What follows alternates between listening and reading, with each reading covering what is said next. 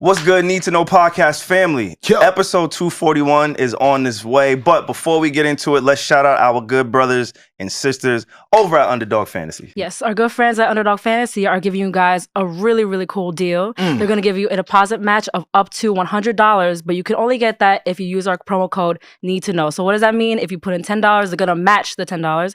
You could put in $100, they're going to match $100, but you have to use code Need to Know to do that. That's an amazing deal. I ain't gonna lie to you. You guys better get in on that. And it's a really good time to put in some picks. The NBA season is changing. Most specifically, players might be changing. The NBA trade deadline is quickly approaching.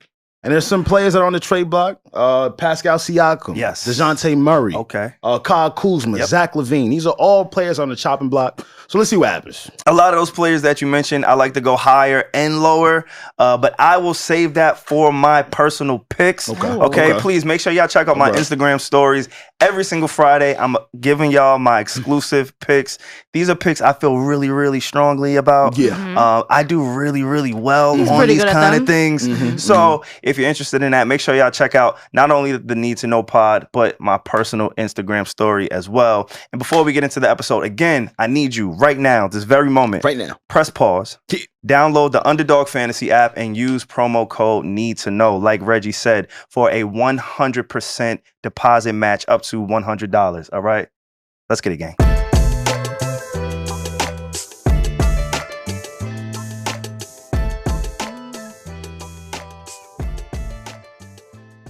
Yeah, we back.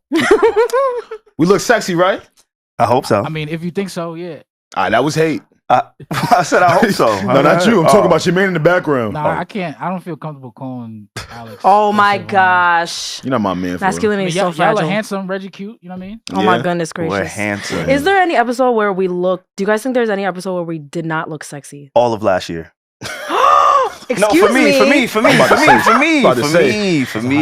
had some. For me. Wait, why? Where are you? No, last year I was when you got looking sexy. Big as hell on camera. No, nah. Okay, the year latter half, before. latter half, latter It was half. the year before last. Oh, See, like the skinny. That's why men need time away from each other.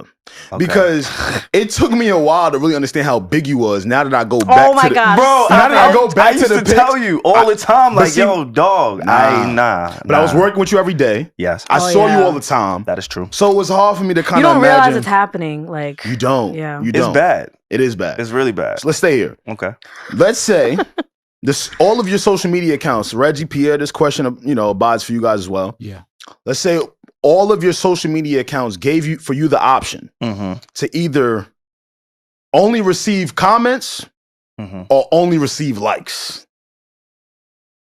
I need Okay. the comments. What would you guys choose? That's a good question. Where you get that I question mean, from? I don't think likes My matter. brain. That's like an icebreaker question. Like on a first date. That's Yeah. I like that. I'm a good icebreaker. I could tell. If you guys ask me that on a first date, I'll find that a little weird. I'll be like, what are you talking about? But you got to think about it. That's more What? amongst like friends. No, you could do I that feel too. like- Word? That's how you Maybe feel? like a second date. So you Second saying date, the second girl date, would second dub date. me? Like she would call me a It's loser? a little, if it's just like a random first date question, I'll be like, what? That's all right. I get that. But in general, I thought it was a really good icebreaker question. But to answer your question, I'm gonna go with likes Right. because I don't really get a lot of comments like that. Like men don't So get wouldn't comments. you want comments?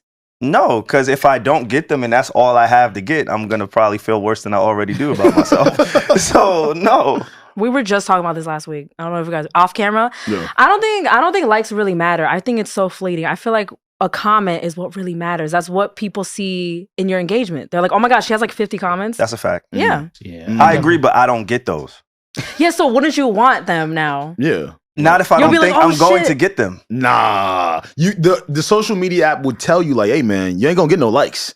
So now whoever comes I across, understand the question. you know what I'm Sorry, saying? sorry, So now sorry. whoever comes across your social media profile can No. only leave a comment or only leave a like. Niggas is niggas, bro. And nobody wants to comment on other niggas' stuff. That's not true. That is true. Niggas be commenting on my shit. I don't know why. Go look at your No, but algorithm. Alex's friends are a different breed though. They're mad supportive. Like just be like, That's yo. what I'm saying. Yeah. Just will give him Just is- 18 comments. Yes, My dog. just is Just so one dude. supportive. Yeah. Shout out to you, Just. Sometimes That's it's so ill. I look at my Instagram post and I go, oh shit, got like 30 comments. Oh, my homies. All just Yeah, Alex's engagement is pretty good. Yeah, got a so strong, I don't yeah. have that option. I just like when people like my shit. I Yeah. get some swipe ups once in a Swipe while. up. People like to be intimate with me. I don't know why. What's the problem with Oh my that? goodness. Because I don't want to always do that. You don't want to be intimate, nigga? No, I do. You 30 now. You got to be intimate. I am 30. Yeah, that's an intimate age. How's it feel? I feel it. I can't do the things no, for bro, I promise you, I'm not being dramatic. I'm not being dramatic. Nigga, I'm being honest. See, this is why niggas can't get older. Niggas been 30 one day. Niggas been 30 No, but 10 hours. I've been feeling 30 for mad long. It's just now that the number's there. I felt 30 for like the last half few a months. year. Stop eating cheese. Okay. So it doesn't feel different. So you feel how you've been feeling for the past 7 months. But now I feel justified in doing it. Like when I was in my 20s, I would drunk text an ex or an old friend. That's what you do in your 20s. But now when you're 30, you drunk text Elliot Wilson. And you say, yo, man, I love you, dog. I'm so like... SaVon, you was not... I did. You was not in Puerto Rico drunk texting Elliot Wilson. The drunk text was not that bad. It wasn't, but it shouldn't have happened. For the story, I would love to exaggerate, but it was not that bad. It wasn't that bad. It was pretty good. Wait, you guys share the same birthday, right? We do. All right. That's pretty cool. I might let it slide for that. So it was dope. I didn't just think about Elliot and text the nigga. Like, no, we got the same birthday. So I was over here about to say, like, need to know down bad after that statement you just said. But again, that's in your 30s. Like, think about what I'm thinking about when I'm drunk. You get what I'm saying? I'm not thinking about some of the things that I did when I was in my 20s. That's some 30-year-old shit. Are you not going to drunk text an ex this year? No. The way you said that one. No. No. Are you not going to drunk text and get horny? Well, that's two different things. I want to see what 30 is bringing. If you're not getting horny in your 30s, like, come on. Pierre, speak to this. I feel like your early 30s, well, don't speak to it because you're married. Nah. Don't do that. But I feel like the beginning of your 30s, if you don't have like a serious partner in your life, is like, I don't know, you're pre-30s, if that makes sense. Wait, what's the question though? The question is like from 30 through about like 33, 34, do you still feel like a real 30-year-old? Yeah, it's still going strong. You know what I mean? Nah, you're Pierre's one of those people who's going to think he's young forever. Forever. He doesn't believe in aging. I believe in aging. Like, I want to age. I'm looking forward to aging. Ugh. Legit. Such a Capricorn. Yo, don't be hating on a 30-year-old nigga. Right? You know the niggas that's 30. That's Welcome crazy. to the club, kid. What else changes? Like, what else do you feel? You gotta stop eating cheese. I'm not gonna stop doing that. I'm gonna tell you why. I'm not gonna stop doing inflammation. I know it's a thing. Yeah. I love this new health kick that Alex is on. I fucking love it. Thank you, Regi. I'm gonna guess because I haven't spoke to you. Yeah. Is it because of that Netflix shit that everybody's watching? I know you watched it. I did. And has that played a part in why you looking mad skinny? Like you haven't eaten since I seen you in last year? You wanna know the truth? Tell me the truth. You know when you naturally come to a decision on your own for the betterment of yourself and your future? Amen. No. Right? Okay, well. But no, I did. Right? Yes. And then you see something that reignites it and solidifies the fact that you should continue down this road. You're like, I should really do this. That's what happened. I was already on some like, nah, I'm eating too much cheese. I told you how I started. My fart started getting smelly because I was eating too much cheese pizza and shit. You did tell us Remember, I've been telling y'all that shit. That is true. So I had that thinking, and then I saw that SaVon and said, you know what? You're gonna change. It's so many small things that we do on a normal basis that affect us on an everyday basis. I feel like good quality cheeses aren't bad for you though. Nah. Like the craft singles are bad for you, but like good quality, like aged, like isn't that like good for you? Isn't that like I gotta go to Italy? I don't know if it's good for you, but I don't think it's bad for you. Craft singles don't burn. But craft singles is not cheese. It's not cheese. Yeah, craft is not cheese. I think we talked about that. We spoke about that before. Yeah. It's a single. It's a single. It's a yellow single. Like legally, they can't call it cheese. Yeah, crazy. They're killing us. They are killing us. And they be marketing the fuck out of it too. They be like the cheesiest of non-cheese cheese. Like they be fucking you up with the language of craft singles. Oh, they're killing us, y'all. Because I don't know what that is. It doesn't burn. It's plastic. It's good though. It's some things in life I don't want to give up. Like I don't want to be perfect. So I gotta like fuck myself up in other ways. And food is one of those ways. Like I'm not ready, and I'm not telling people not to do this because I don't want to put out a bad message. But if I enjoy bullshit food, I still want to eat it. Sometimes. Everything in moderation. Yeah. And the problem is the OGs tell us like you're forced to stop eating the things you like. Later on in life. And I'm tired of them saying that shit.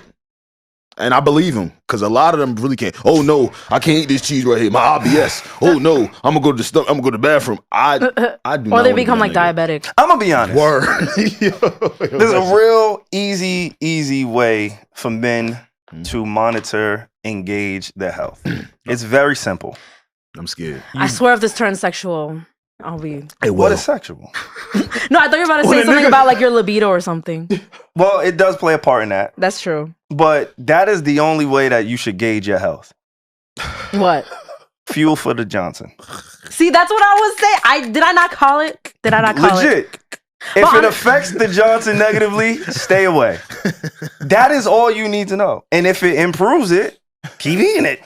You still gonna drink liquor? Yeah, he's still gonna drink liquor. Liquor thins the blood. So now gives you a lot more blood flow wherever you need it to go. Now so yes, I will continue to drink alcohol. You know what it does to you, right? What does it do to you? It's supposed to give you the limp. No, it does not. You sure about that? Yeah. He just asked me. He said, "No, I tried it." The fuck? It actually makes yeah. Damn, because you was doing a lot of liquor in Puerto Rico, right? I did. I did. Shout out to that island, man. Shout out to islands in general. Like when you love yourself an island. No, for real, I really do. Like shout out to all the islands. Yeah, except that shit Long Island bias, but he's an island boy. It's really not. I just think I think we get caught up in life so much here, and like especially like metro areas, where it's so hard to appreciate life. It really is. Like I was sitting in the rainforest, just looking around, like we was climbing rocks and all this type of shit, and all I could think of is. This is not man-made. This is like the only explanation I have. This is God. Absolutely. You know, like that's how reflective I was. Like so. Yeah, I love that. I love when you see something so beautiful. You're like, there's no other way this exists besides like it has to be God that made this, like crafted this. Yeah. So how beautiful was it though that you was climbing rocks? Like you were supposed to relax. Are you one of those Mr. Fill up the itinerary when I go to Puerto Rico? You were supposed to be relaxing. You need a day of that. I'm a person that does it for a day. The relaxing on vacation doesn't always mean just like lounging and sleeping though. Like doing excursions, that's also just like, you know, letting loose, feeling free, you know. I think for workaholics, relaxing is just not looking at my phone. Being unplugged. You know what I'm saying? That's what it is for me. So relaxing isn't laying around and not doing anything. Relaxing is I don't have to worry about who's commenting on our shit, how many views we have. Emails. Yeah. There was one email I got that I was particularly happy about. Shared that with the good brother Alex. Shout out to the gang. What about me? You got that too. No, you got that shit too. Oh. I sent it to you. You ain't even respond. What? She's like, what? It was I don't know if they're lying, so we'll move on. But yeah, like relaxing. And I think we have to change that because when we're younger, we think about like coconuts and palm trees and all this type of shit and not doing anything. Like that's vacation. Yeah. But I think vacation today is just like unplugging from your normal life, unplugging from Instagram and whatever it is that kind of feeds you throughout the work week. Is unplugging enough to make you feel well rested when you get back to your state? For me it was. For you it was. For me it was. It's really just a general question. I'm really just asking you. But I'm thinking out loud now, like, For me it was. Yeah, because I would hate to go on vacations and feel like I'm tired. Like I had a book I read. Okay. Oh, what'd you read? Nah, you a Capricorn. He was capping. I'm gonna tell you what. You a Capricorn like LeBron James. I know how LeBron James read books. No. Okay, I know he read them upside down. He read the first 2 pages. Yeah, let me see. So what kind of reading? I don't want to fuck the name up. Okay, now I know how y'all Capricorns read books now. All right, now. You gotta read the topic sentence of each paragraph. Yeah. I don't even know if I want to give the sauce, but get a sauce, man. Let people grow. You feel me? Like, you don't have to say it on air. You don't have to. I'm tapping in with me, bro. Let me see. That is so cute. Damn. See? This is what I was talking about. That's why niggas can't be home. No. The difference between men and women. Nah, he did what he's supposed to do. No, stop. You did what you were supposed to do. You do what No, don't say it. Don't say it. Don't embarrass him. No, because it's a beautiful book, guys. And I was like, oh, SaVon, I'm so happy for you tapping into your emotional side. And then look at what he just fucking laughs in his face.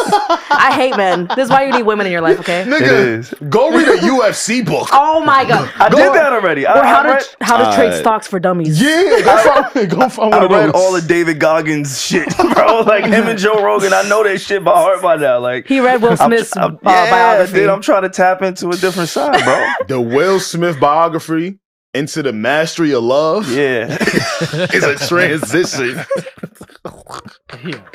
I'm trying to figure it out, bro. I'm trying to master shit too, though. I'm trying to figure it out. Give us one gem. Yeah. It doesn't have to be long-winded. Give us one gem from the book, SaVon. I'm on chapter 2. And just like LeBron. What I say? He was like, yo, I was reading. That's a lot of reading. Just like on vacation. Hey, y'all tried to laugh me out the room just now when I was talking about LeBron James reading, right? Page 2. There's no gems yet. It's just setting it up. I won't rush you. We're just setting it up. No. So I listen to y'all niggas. Okay. I listen to y'all talk about Cat Williams and Jonathan Majors. And very good episode. Yeah, that was a very, very, very good episode. I was jealous that I wasn't here. So instead of reading the book, you got distracted from your entity back at home. Yeah. Swag, I'm down. We were just talking about unplugging. Why'd you listen to us? I can't escape it. Y'all are great, honestly. And I was so mad because there was so much to talk about, and I wasn't here. Like the first episode of the year, me not being here, like I baited, bro. Yeah, I baited. I would have gave you a demerit, but it was your birthday. Nah, facts. yeah. And that was my excuse. Like, yo, ladies, I get y'all. I understand y'all. When my birthday was an excuse for everything. Everything. Dude, men don't do that? No, absolutely not. Oh. Think about it. That sounds not fun. If I'm having a bad day and I don't know, whatever it is, it's my birthday. Yeah. It's my birthday. No. But see, men can only get that off at the day of. Y'all can get it off for the whole month. Nah, like imagine me coming up to you the next day. Hey, Reggie, it's my birthday. She's like, no, the fuck it's not. That was yesterday. But that's not me. I'm a big birthday person, so you can say that to me. All right. Yeah, I'm getting it off the whole month. Yeah, I think you should. It's 30. It's a big one. I'm trying. It's a big one. You haven't had any, what's the most, Nobody asked me no crazy shit. No, because you like to jump out the window. I do. So you're an extremist. I am. We did talk about that last week behind your back. We did. And to your face when you were here. Okay. So now that you're 30, yeah, it's a pretty big age. Facts. Have you had any extreme thoughts thus far? Oh, you know I did. Oh, shit. You know I did. Do I want to share them? I don't know. But yeah, I got some extreme thoughts. No, I really feel that because people might think he's being dramatic, but I'll never forget the day I turned 25. The brain, something was done cooking up there. That's no, literally not. And it, not like I literally felt chemically different the day I turned 25. Wow. Like scientifically, and that's a thing though. I'm not even just like exaggerating. So maybe that happens at 30. You know why I don't like saying it? Because my thoughts become things. Never mind. Wait, so they're not good things? They're not good things? They're great things. So but I'm not ready for all the shit that I think I'm ready for. Don't do that. We're not like no, that's not good because that's your own limiting beliefs, and now it won't happen. Yeah, you try to limit yourself. The problem is it will happen. That's the problem. I'm so confused. Do you want it to happen? Deadass. First world problem. The problem is if I think it happens, I'm like, oh fuck, now I got 8 kids. Oh my goodness. And those be the things where it's like, yo. And a wife and a divorce. And it don't gotta be a divorce. Like it's that, but that's what I'm thinking. So I'm trying to like navigate these thoughts, and y'all are like bullying me into telling y'all like my real, and like I want us to all be millionaires. That's a great thought. But then I also want to make sure the IRS is taken care of. Yeah, true. There's extremes. I'm not just one way. I can't just be we don't have to monolithic. Like, it's fucked up. It's fucked up. I see why you didn't want to get into it. Yeah, it's fucked up. Thank you for remaining extreme this year. Yeah, I don't think that's ever going to change. That's never going to change. We salute you. Never going to change. Honestly, I'm really pissed off I didn't get a chance to talk about Cat. Last year was for all the dogs. This year we starting out with the pussies. The Cat Williams of the world. This nigga, the energy that he set, the tone. Everybody's honest. Everybody's truthful. And I just want to make sure we continue that because the truth shall set you free. Yeah, the Cat. Have you guys noticed that? I feel like January always starts off wild. Like, I feel like last January was also like when mad shit happened. Yeah, I can't remember January's it right a really now. good month. But I do respect the people that just go out on the limb and just put their flag in the dirt. Like, hey, man. Yeah. I know y'all still resting. Y'all still hungover from New Year's. But I'm here. I'm ready to get it popping. Yeah, I like that energy. It helps with the rest of the year. That's true. Yeah, I was disappointed I couldn't talk about that in real time. I mean, do you still have stuff you want to say? Yeah. It's your pod. No. Talk to us. Not at all. I have noticed Kevin Hart is everywhere. Yes. Okay. Corporate baddie. I have noticed that. Okay. And I like when people expose shit. What do you mean? You Like, talk about his ex-assistant? No.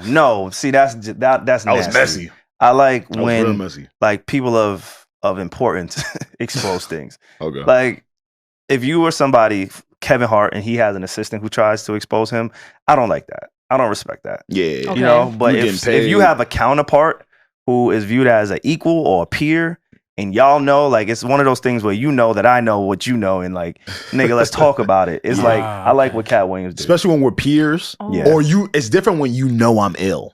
Right? you like punching to the side, Yeah, not yeah, punching to- up oh, or down. Right. Yeah. It's different. Because Cat Oh. Williams is undeniable. Facts.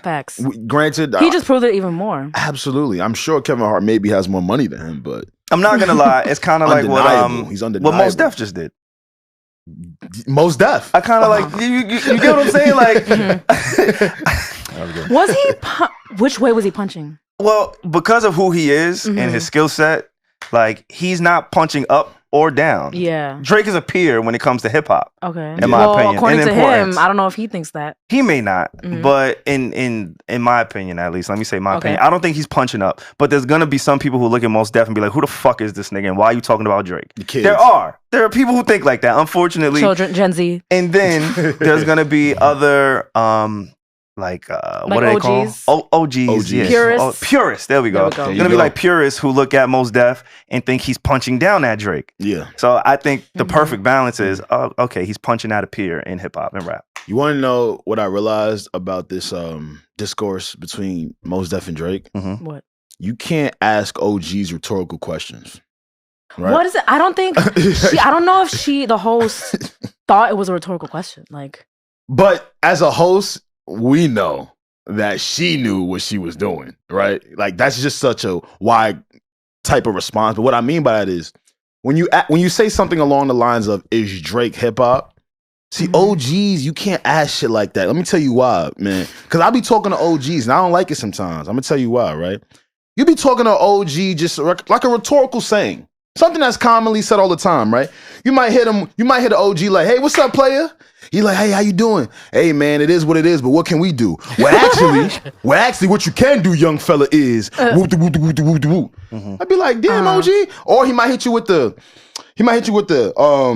I might hit him with the, "Hey, bro, how you doing, man?" He'd be like, "I'm doing fine." I'd be like, "Listen, man, I ran into some bullshit. I can't make it up." He'd be like, "Well, actually, young fella." Like they always feel the proclivity to want to correct you in a very direct way. Yeah. Okay. Right? Yeah. So this is where I'm leading down this road here, right? When Mos Def hears hip hop, he don't hear hip hop the way we hear hip hop in here, right? Regi just brought the perfect word to label it. He's a purist. Okay. Yeah. He's a hip hop purist. So if you're asking a hip hop purist what they think about hip hop, for instance, I just saw KRS-One's. And don't say anything, SaVon. We know how you do with Boogie Down Production. I'm 30. Oh my goodness. You're 30 now. He You changed can't- his mind now. I respect the OGs when I'm 30 now. Good. He's a man. See, growth He's a is man. possible, guys. That's good. That's good. Now, someone asked KRS-One what was his thoughts and how did he feel about the 50. See, you laughing. Shut the fuck up when I bring up KRS and Boogie Down. All right, now relax. Who's asking this? He was asked his thoughts on all the celebrations for the 50 years of hip hop. Oh, okay, I saw this. Right. Of course, that was just concluded in 2023. And what he didn't like about it was there was no inclusion of graffiti artists. There wasn't a priority done on the DJs, the breakdancers, etc. Okay. You know what I'm saying? So to us that like music, we go, well, damn, man, I saw a lot of stuff. A lot of stuff and acts who I haven't seen in years. But I feel like that's kind of the point that Melissa Ford made when she wanted the video vixen to be included. Wait, what you mean? What you mean? Like they're part of the culture too. Oh, okay, like that inclusion? If we're gonna include it all, let's include it all. Let's include it all, right? Right? Like, so when Melissa Ford brought up that some of the guys on the podcast, they laughed out the room. But you know why. But in that moment, I get it. And sometimes it's the Wait, messenger. they laughed? Oh, yeah, for they sure. killed her. Wow. For sure. Yeah, Melissa, I agree with you. Yeah, they smoked her. But it's kind of like that, like the graffiti artists, and it was hip hop. It is hip hop. It's a part of hip hop, and you can't get to where we are today without all of that. Right. And so when I hear that, I just thought about Melissa Ford saying like, "Hey, you should include why the baddies." Not to get too fixated on that, but like it's like she clearly meant like the music video culture, like the look of the music video. Right. So why is that like ridiculous to say? So some Like people, she's right. Some people would say that Like they're not the ones rapping and stuff. video vixens probably came very later on into hip hop. Oh, okay. And maybe wasn't a staple as to how it was built. Right? Like when you think about breakdancing, graffiti, you know, DJs, this was the framework of hip hop. Now, eventually there were things that were added to it, which also became hip hop. Accoutrements. Right, there you go, right? Where it's like, oh, okay, I'm doing a music video now. I'm a fly rapper. I gotta give me a fly chick. I feel like it eventually turned into that and became a part of it. But I think they were really speaking from the side of the start. The start. Okay. What were the pillars of hip hop? Okay. Right? And I hear again, what you're saying. you see what I'm saying now? Yeah. So back to Mos Def, where it's like, you can't ask him questions like that. Literally, like what I wrote down, like what I want to say about this was like like, I don't think there's a point in people trying to like argue with, not that they were directly arguing with Yasiin Bey, but it's like, what is the point of trying to argue with someone like him about what hip hop is? Because clearly he knows. Can we play it? Mm-hmm. Let's go. And just to preface for those who are listening who don't know what's going on, Mos Def, Yasiin Bey, he changed his name to be known as Yasiin Bey. Yeah. He was on the cutting room floor with, her name is Rachel Omandi, excuse me. And this is the interview that you're about to listen to. Thank you for that, Pierre. Is Drake hip hop? Why are you doing this to me? See, Drake is pop to me. In the sense, like, if I was in Target in Houston and I heard a Drake song, it feels like a lot of his music is compatible with shopping. Yeah. That's hate. That's hate. That's my man, but that's hate. Commercial music. Or it's Commercial music, shopping with an edge in certain instances. That's not Fair. I like Drake's music, but I understand exactly what you're saying. Of course, I mean, It's I get commercial, entertaining, fun, good, It's formulaic music. it's likable. Likeable music, yeah. It's likable. It's likable music. That's why people were angry at him, Regi. Because I don't think they were necessarily upset with what he said, but how you were saying it. Mm-hmm. When they ask you if Drake is hip hop and you whisper to yourself in the mic, why are you doing this? Oh no, definitely. It was a little belittling. A little belittling, yeah. right? Those type of sneak shots in there. And to him, he thinks, again, hip hop he's going back to the pillars, like.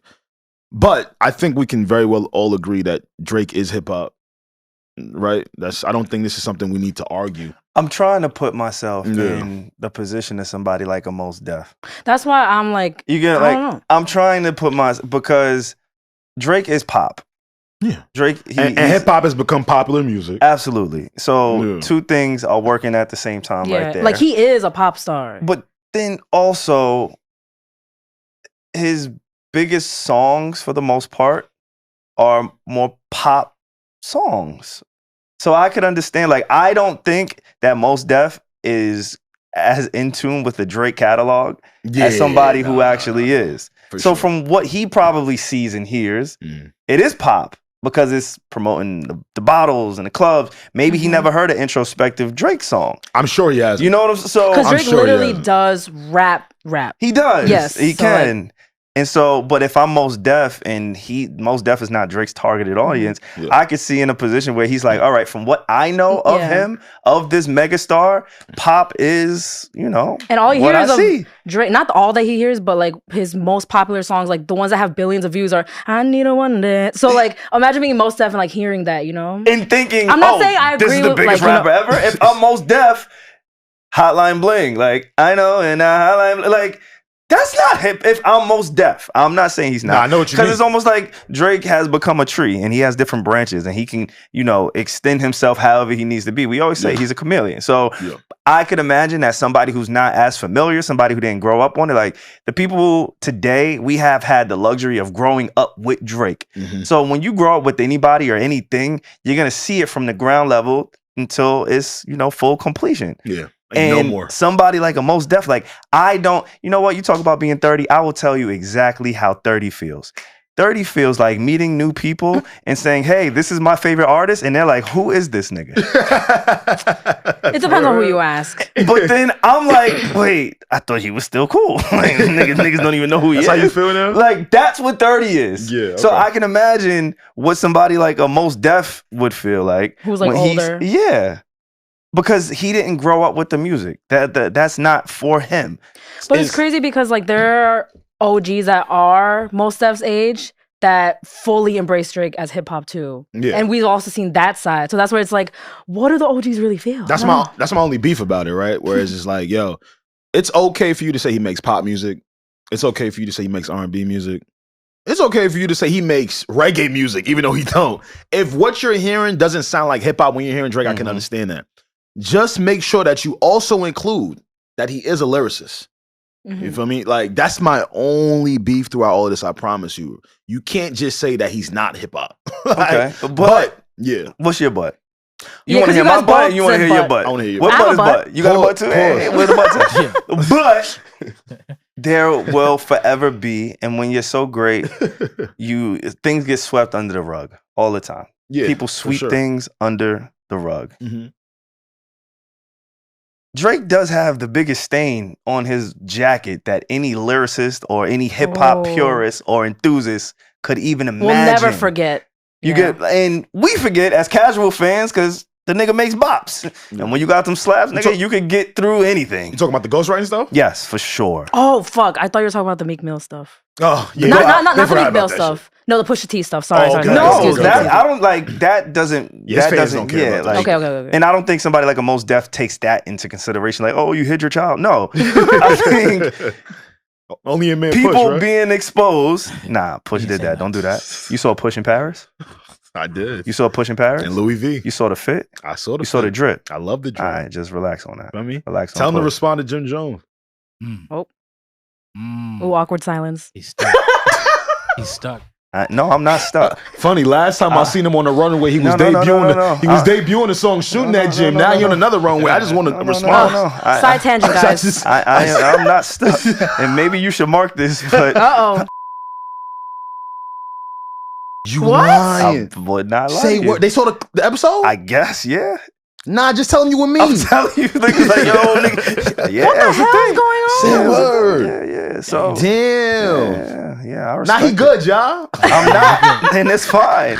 But, Mos Def, you saying his butt was no, He has just the biggest stain or whatever. a biggest thing. Yeah. So to somebody who's a hip hop purist, Yeah. like lyricism matters. And if you've been accused or can be proven that you don't write your raps and you don't write your music, then that can disqualify you from anything. No matter how great you put the bars together, no matter what it sounds like, no matter what your ability is. Like, what I didn't like about it is it kind of sounded like he was trying to send a shot towards his way of your music sounding like music you shop to. He literally said Target. Is that a slight though? Like you make the type of music that I want to shop to? I think like It's the the way truth, though. I think the way he said it was I know. definitely not exactly like the biggest compliment or the biggest big up either. Like the 'Cause- way he said it. I know, like, I feel like we played this song before. We did play this song. Needle? But yes. Think about this in Target. I love this song. I'm sharpening in aisle 8 I'm about to go get some for washcloths. my I'm dove. shopping in aisle 8. Right now, with this blasting in my ear, Nah, it's true. hips And doing a moving, little like Yeah, it's true. wishing I was on an island, Pushing the wishing cart. I was back in Puerto Rico, Yeah. with a nice little ting Yeah, right here, yeah. with the This this when is you shopping music, Nah, this when you push the cart and slow down because you found a sale. and you feeling great. Yeah, I see what you're So saying. if somebody says this isn't hip hop, can you really be mad? And we didn't even get to the best part. that's why I said I don't know. Pull up the he didn't- Maybach, when you lay back, say that. So I get it. This is dead ass a shopping song. It is a shopping song. No, There's nothing wrong with that. he made it mad general. Most Def made it mad general. He wasn't specific into what he considered, which piece of art that Drake put out that he considered was not rap. But it's to SaVon's point, yeah, he probably is only really familiar with the commercialized one, right? Like his top Billboard hits. Yeah, like I'm sure that's what I don't see Mos Def bumping Scary Hours Nothing or Dark Lane demo tapes. No. I don't see Mos Def bumping mixtapes like if you're reading this, it's too late. I just don't see it. I think they're all in different environments. Facts. I don't think that's a thing. Why don't we ever talk about ghostwriting? That tidbit when we talk about Drake anymore. Because people don't care about real rappers anymore. And if you do care about real rappers, it's Yes. only because that's someone you're really big on, Mm-hmm. or that's it. Like Benny the Butcher Griselda. Yeah. They had this revival of boom bap type rap Mm-hmm. in the last 5, 6, 7 years, whatever you call it. They've been rapping for over 20 years, right? But they were able to cut through all of this new shit. And to a lot of fans and listeners, it was very refreshing. Yeah.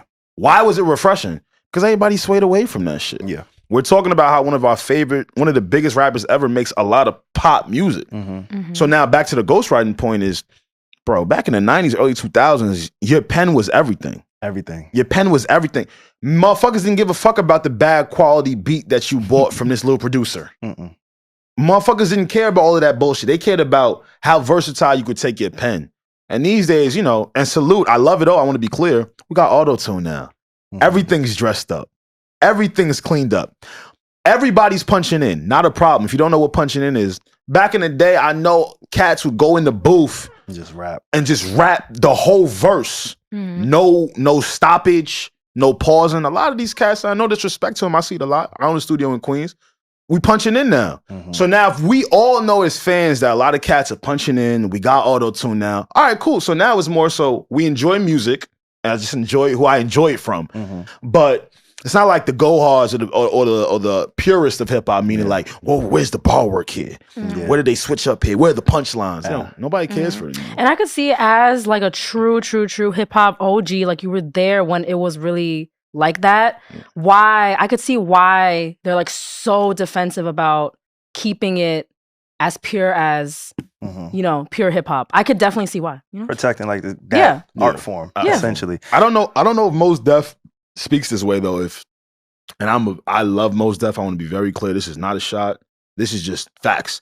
I wonder if he feels the same way if his music had a pop star effect to the world. Then he would have been maybe would have like experimented more like this as well. Yeah, with his sound. Yeah, but then again, back then you just got rewarded for what you did well. Yeah, for sure. I feel like this is another way or reason that I know like I'm old. Because I get excited. He turns 30 and he can't stop talking about how old he is. I really can't. A lot of revelations. I really can't. A lot of revelations. I'm excited for this. Like I need like this type of energy. Yeah. I know for the kids that are like 25 and under, y'all can't really appreciate Fab. I don't understand. And Soul Tape. I don't understand. And sample flips. You really like that? You really like that? You really like that? Like that's another. So I can understand somebody who may appreciate this type of music, these sounds, these flow. Like right. I know for me, I couldn't, bro. And I know we're gonna talk about 21 Savage. Yeah, I was good. But if 21 Savage and Fab would have dropped on the same day, maybe I'm from New York, maybe it's a different era. And why bias? I'm not going to 21 Savage first. Me. And again, I can understand regional bias. So before I get all these niggas from around the country and around the world in the comments and my DMs talking shit about Fab and bars, like I understand that. I accept that, and that is okay. And then when we get this from Fab, we really appreciate it. For sure. I think I'm one of the only people that grades new hip hop on a curve. Explain.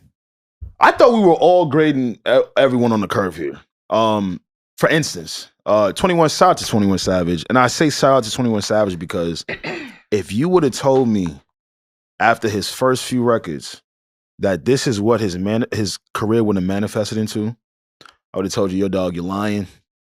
Lay off the dope. I be smoking too, but chill. So I really got to salute it when I see it. When I say I'm grading on the curve, when I hear 21 Savage trying to put out music, I don't think to myself, I need to put him in the category of what Kendrick Lamar, J. Cole, Wale, or a Drake is going to do. I just take it for whatever I'm going to get, and shout out to this new album he just put out. It's called American Dream. I enjoy it a lot. Because I'm a sucker for soul beats. You making them soul trap beats, I'm a sucker. You feel me? You pitch that sample up of that young lady from 1975 and you put some 808s on that motherfucker. Is that American Dream? I'm a sucker. I'm a sucker for it. I can't listen to that sample though without thinking of Larry June. Smoothie in 1991. Yeah. Shout out to June. Shout out to all my Larry June fans. Right. I'm a sucker for those types of beats, meaning half the job personally is already done for me. I know we're not in the era of Nas, of Jay-Z, everybody just barring up. So now I'm just going into it for the enjoyment of music. You already did half the job for me, bro. Gotcha. Okay. And that it sounds good. That it just sounds good. You know what I'm saying? And again, because I know 21 and I know how far he's come, he's made tremendous leaps in rapping. I'm not going into it thinking like, oh shit, like I really need him to elevate here. I need 21. I need you to go to that next level. No, I don't. Just make sure you do what you do really well. And that's what I enjoyed about 21's album. It was very witty. He had a bunch of witty bars, witty punchlines, a backstory, a small backstory. He didn't super delve into how he came up, that's why I'm happy this is like the year to Puss. Because Cat Williams made niggas be real. For real. I'm serious. Like Cat Williams is making... I don't know if they caught it, but I tried to do... You know how in The Office, they like stare directly at the camera? Yeah. Break the fourth wall. But no, for real. Like, he set the tone. Only the real niggas is gonna get out of this year. Nah, it's true. In Wait, what do you mean by every that? facet of life. Wait, what do you mean by from that? real music, from real opinions, real personalities, real art. Only the real is gonna survive this year, and I'm gonna give Cat Williams, the puss, all of the credit. You're not gonna give him the puss. That was crazy. You're not gonna give that him was the a crazy puss. formulation of words. But y'all know what I No, I don't, nigga. the year the Out puss. of context, that sounds His name is Cat. Puss, Yo, Cat Boots. I'm not gonna lie. like, You just came back from Puerto Rico. I ain't know what freak shit you was on. Word. That could have meant anything. That could have meant anything. You know, I ain't gonna lie. Somebody tried me in Puerto Rico. What you mean they tried? Somebody tried me. Somebody tried me. Are you gonna share the story? Were you assaulted? Because now we're curious. Some gentleman tried to buy me some drinks. Oh no. And I knew why. Because I messed up. Because I messed up. He thought you was I'm sweet. accountable. I'm accountable. Okay. But I like it's fucked up. But I'm gonna tell y'all the truth. So I got really, really, really drunk. I love it. Really drunk. I went to sleep and I lost. love when SaVon gets super drunk. No, I love it. Yeah, only you be seeing me like this, bro. I got really drunk and I went out and I lost some things that night. I lost 2 credit cards. Oh my goodness, SaVon. Thankfully, I didn't lose my wallet, but 2 credit cards gone. Oh, they Big swiping limits. that shit up right now. No, they not. No. You locked they it? not immediately with them limits, girl. They in Puerto Rico going dummy right now. They swiping that shit. SaVon got a new mortgage on his name and all that. Yeah, them niggas just bought everybody a house out there off your shit. Word. So I lost 2 credit cards. Yeah.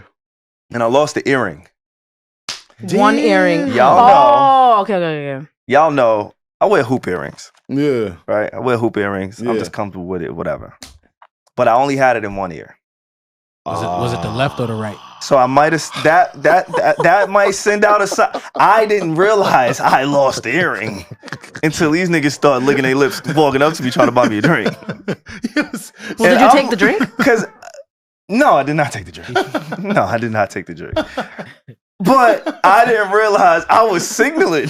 I had the bat signal up for these niggas. It's my birthday weekend, so every time I leave the crib, I'm looking good. I ain't gonna lie. I felt good. I smelled I love good. the confidence. I smelled good. I did all that. All that, yeah. And so I was like, all right, maybe, people are friendly in Latin cultures, Latin countries. Everybody's just friendlier outside of the United States, regardless. I would agree, yes. So I didn't take anything, personal until I did. Until I did. Yo, this nigga SaVon kept putting his ear on them niggas. He kept putting that right ear on them.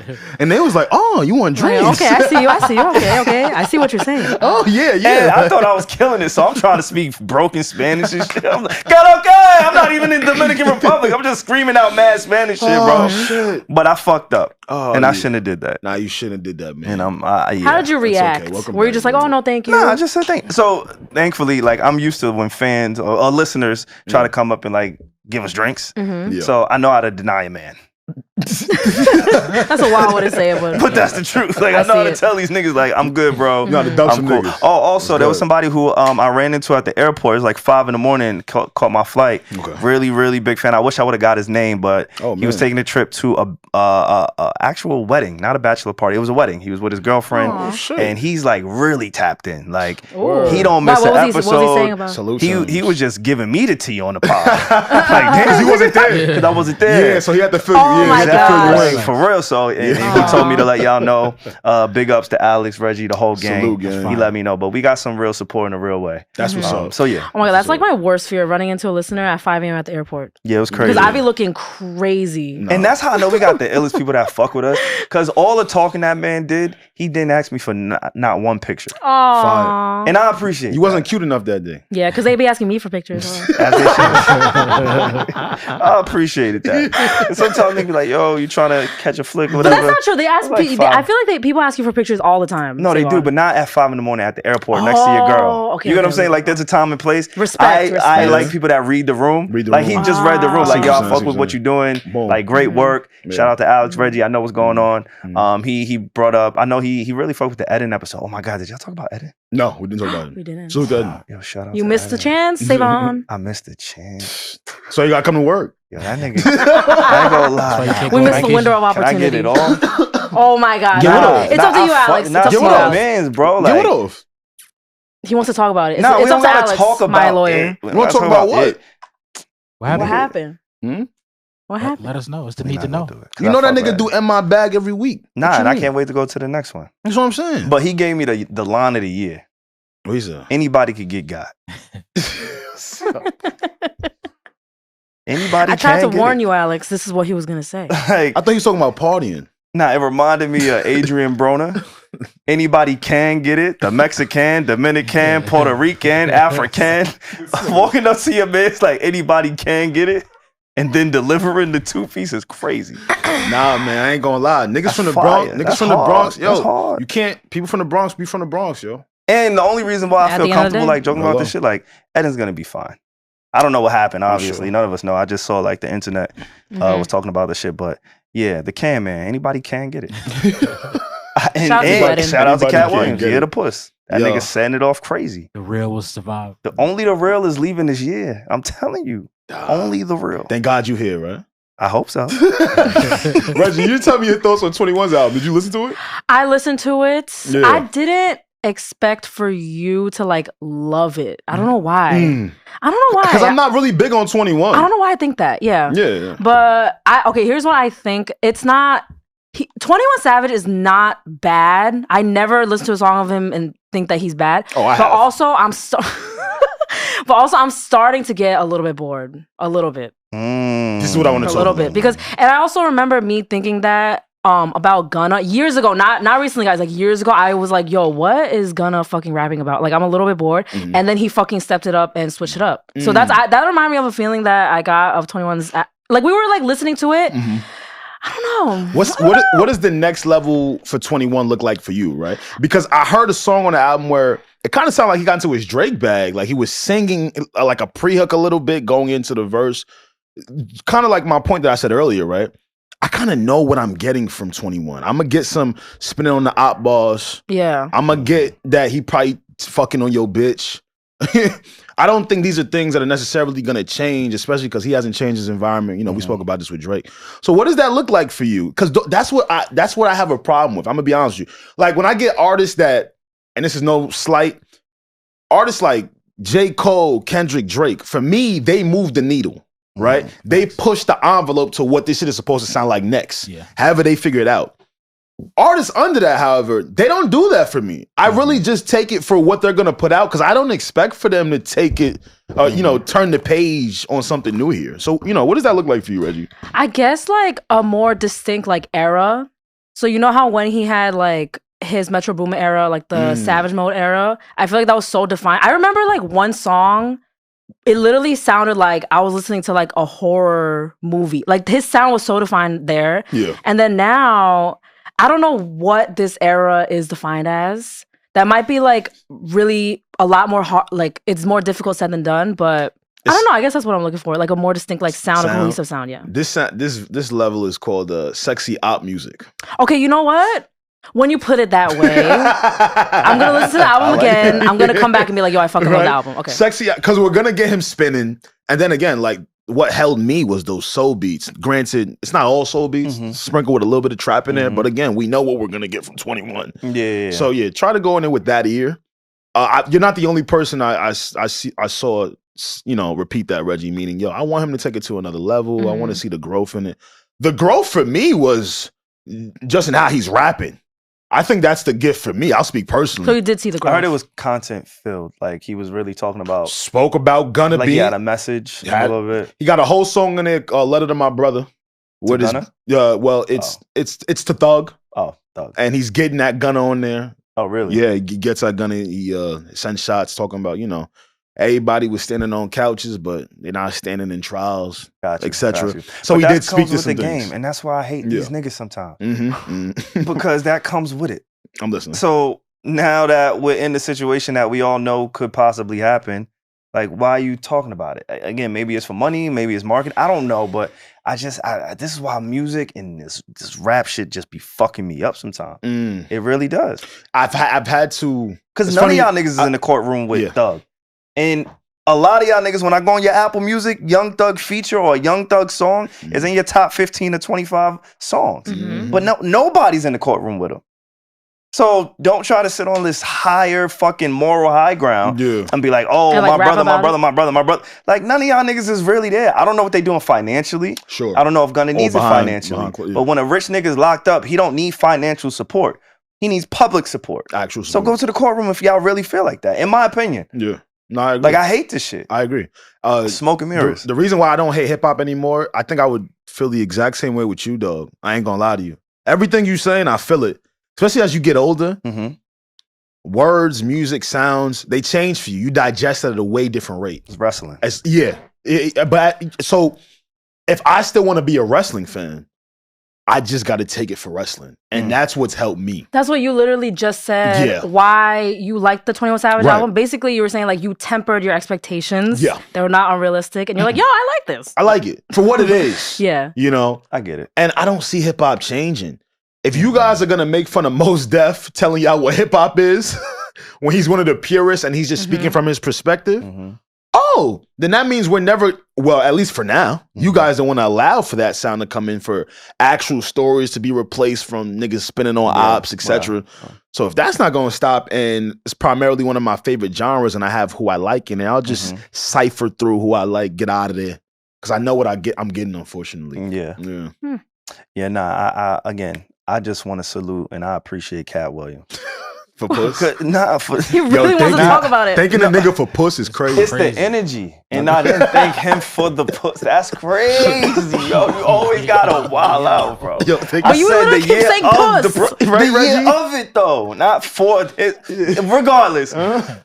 Like, you gotta really stand on business. And I don't think I've ever said that. He really did. But though. he's gonna force all of us to take that approach or that energy. Like, the real and the fake is gonna be exposed really easy. I don't want to place. So I don't know how familiar y'all are, if y'all are keeping up with anything that's happening in like the sports commentary world. Oh yeah, big time. I know Pierre, you may be tapped in a little bit for sure. Alex, I'm sure you tapped in, but Regi, you know Stephen A. Smith, obviously, and for our audience, Jason Whitlock, him and Jason Whitlock, they're going back and forth. And I don't know who's telling the truth. I don't know who's lying. I'm not a fan of Jason Whitlock. Former employee of ESPN. And Fox. Journalist, right? Journalist, heavily conservative. A lot of people have associated with him with being a coon. Cheerleader for the whites. Cheerleader for the whites. Yes, man. He really talks down on black. He does not help the cause. He's one of those fake pro-white. He's just pro-white. And he's a black guy. And yes, black guy, whatever the case may be. Why would he be? Why is he pro-white? He's one of those guys. Oh he's just one of those guys. He's just one of those guys. So yeah, Stephen A. Smith, Jason Whitlock, they've been going at it. Yeah. Obviously Cat Williams, even the Kevin Hart thing, I found it extremely interesting how visible Kevin Hart has been since Cat Williams said all that he said. Pushing a movie right now. I know he does have a movie, so maybe that, the kinda timing of it can coincide. But I heard your point on last week's episode is where you want your funny people to be funny. Right. Or your funny people to be intelligent. See, I do be listening. I was thinking to myself, like, damn, he actually fucking listens. See, I be listening to y'all niggas, man. But, and I agree with that point. Right. Like, all right, Kevin Hart, maybe you don't want to entertain the circus, quote unquote. That's fine. But say something. Oh. And be funny. Just say something. He's not going to say dispute his truth. Yeah. I can't see Kev saying anything because that's just going to reinvigorate Cat Williams. If you're more worried about reinvigorating the careers of other people in the space than trying to be originally funny, which is why I got introduced to you, then like I said last week, just be Mr. Corporate. Ain't nothing wrong with being Mr. Corporate. Nothing wrong. It's nothing wrong with being Mr. You could go get all the money in the world. You could go, at least seem as if you have a squeaky clean life, which is that's what I don't like. See, when you have to try and force the public that you have a squeaky clean life, you're not fully being yourself, because as opposed to just saying how you feel or doing the things you want to do, you're more worried about repercussions. Yeah, and keeping an image. Oh my God, there was an amazing clip that I saw. Derek Jeter, he was on Drink Champs. Anybody get a chance to see that? I didn't see that. It was a clip. I wish I found it. Up. Yeah. But he was like, a lot of people see Derek Jeter and they come up to him and they say, yo, you have such an amazing image. You have such a great image. Wherever you go, whatever room you walk into, you have a clean image. People look at you and they associate you with being one of the most clean cut, people in the space. Yeah. Wait, really? That's with Derek Jeter. Does he not have like gentlemen, famous scandals that people He just be fucking hoes. Oh, really? Okay. high quality. Page 6. The name, like he is one of them for real. Okay. But they're never scandalous. It's just, hey, you know my dating history, and it's high quality women, right? But it's never Derek Jeter has been caught cheating or lying, or getting in the car accidents and abandoning the car and running off with strange women, and breaking your back in the car and prescription pills in the car. Yeah, you never hear those things about Derek Jeter. You just hear like, all right, he has a high success rate with very famous, beautiful women. Yeah. He gives me Capricorn vibes. I don't know what Derek Jeter is. Don't get too I gassed. feel like I would know, but I don't know if he is or not. I hope he is. But to that point of just image and what you was talking about, image and Kevin Hart and some of these other really famous people. I know Dwayne Johnson, he's one of those people. Derek Jeter corrected Nori and said, it's not my image that people are concerned about. Like, y'all conflate the two. You confuse the two. Mm-hmm. It's my character.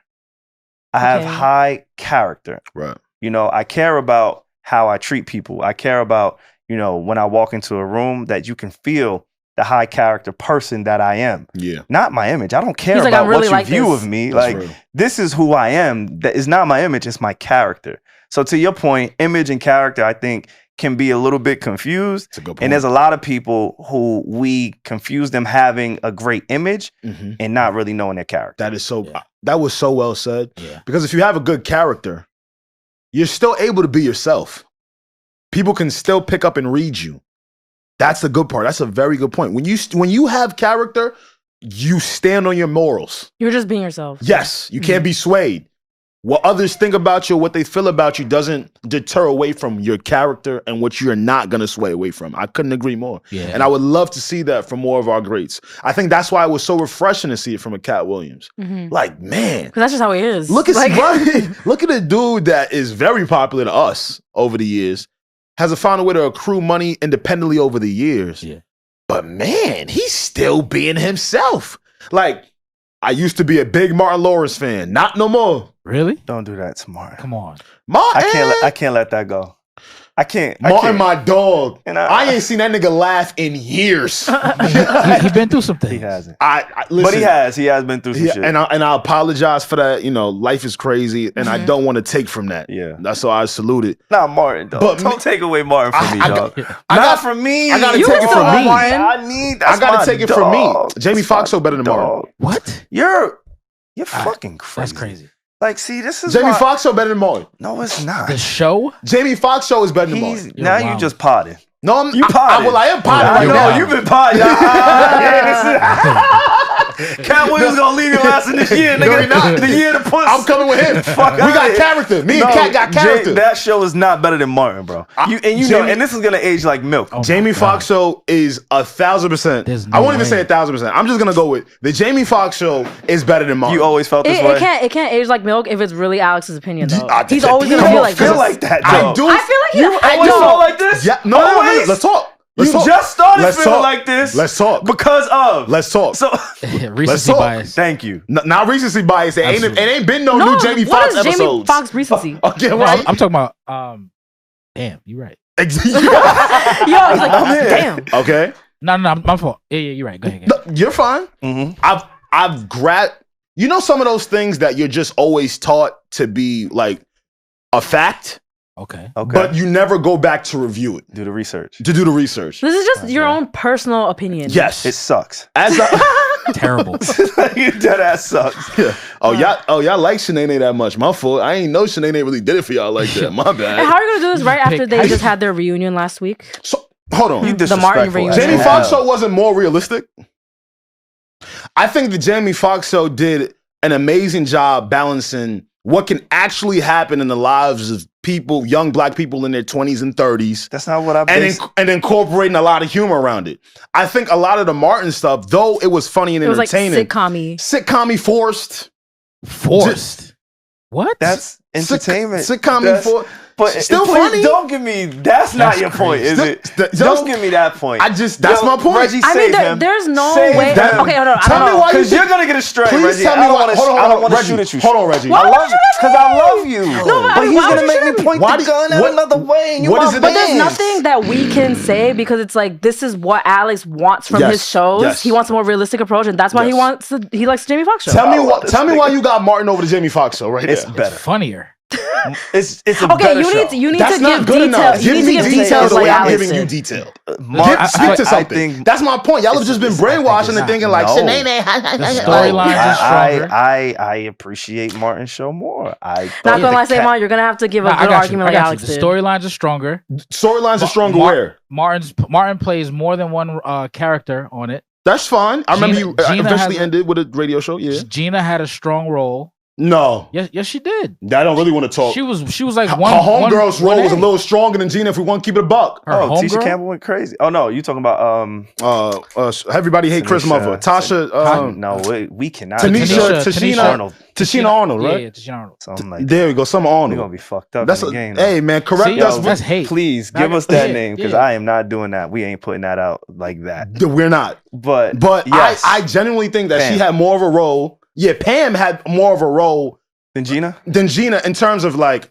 the show being more thought provoking. Like Gina just sitting there like, hey Martin. Not all the time. That's not true. Can't do that. Gina gave Martin a lot of pushback. Yeah, she did. Gina Damn, definitely. it really is sounding like Alex hates Martin. Like why? You don't have to say that. The element of friendship amongst him, Cole, Tommy, like and that's fire. And then they were knowing a friend that never got a job. I love that. But that's your man's. But you really don't know nothing about him. But yo, that's really my man. So maybe let me rephrase, right? Because maybe we just. For me, I liked it just felt more realistic. I absolutely do think that it was funnier than Martin. Okay, and if that's what we basing it off, because when you said realistic, Reggie was about to catch it. No, that's fine. Because Fresh Prince is the most unrealistic shit I ever seen. No, I didn't bring it. That's why I didn't bring it up. That's why I'm just like, I'm a Fresh Prince girl. I don't know. Like, That's why I say, yo, Reggie, you better save it. But then the only thing I kept saying was, this is what Alex wanted in his favorite show. Yeah. So what can I even say to that? And I want you guys. And hold on. Yes, I do have Jamie Foxx. I want you guys to go back now.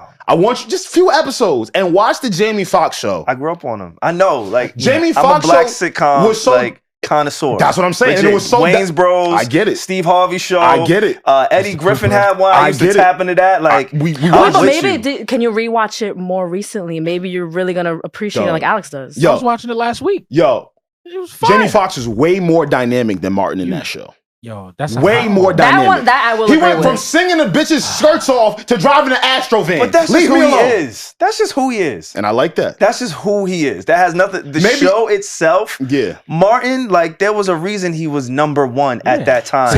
When TV and sitcoms were the driving force of America. Martin was the number one for years. I'm not taking that away. We didn't live through it. I'm only talking about the show. All right. Analytics and numbers. I'm talking about the show. But hold on now. Analytics and numbers, that's that. I'm talking about how it was produced. And cultural impact. Take away Martin arguing with Pam. Is it as funny? That's like taking absolutely. That's like taking away. Sound like you hate Martin. Just asking. I'm just asking. Don't you know no good? Oh, so the side characters did it for you. Don't you know no good? Well, like, come on. Okay, so I got it. That got nothing to do with Pam. It makes sense now. Nothing to do with Pam. The side characters did it for y'all. It was Martin. He was all the side characters. That matters. I know. It definitely matters. He smoked all of that. The story, again, the friendships, I don't know if he smoked. everything, the black love that it showed. Black love. Jamie Foxx was getting turned down. No, don't do that. Projected. He had to figure. That's a love story. Fancy wasn't trying to give him no play. Okay, then that's a true love story. Projected. You know how many true love stories where? You know how many Martin and Gina references you got, Mr. Hip Hop Man? Bro, man. Come on. And a lot of music videos. Jamie and what's her name?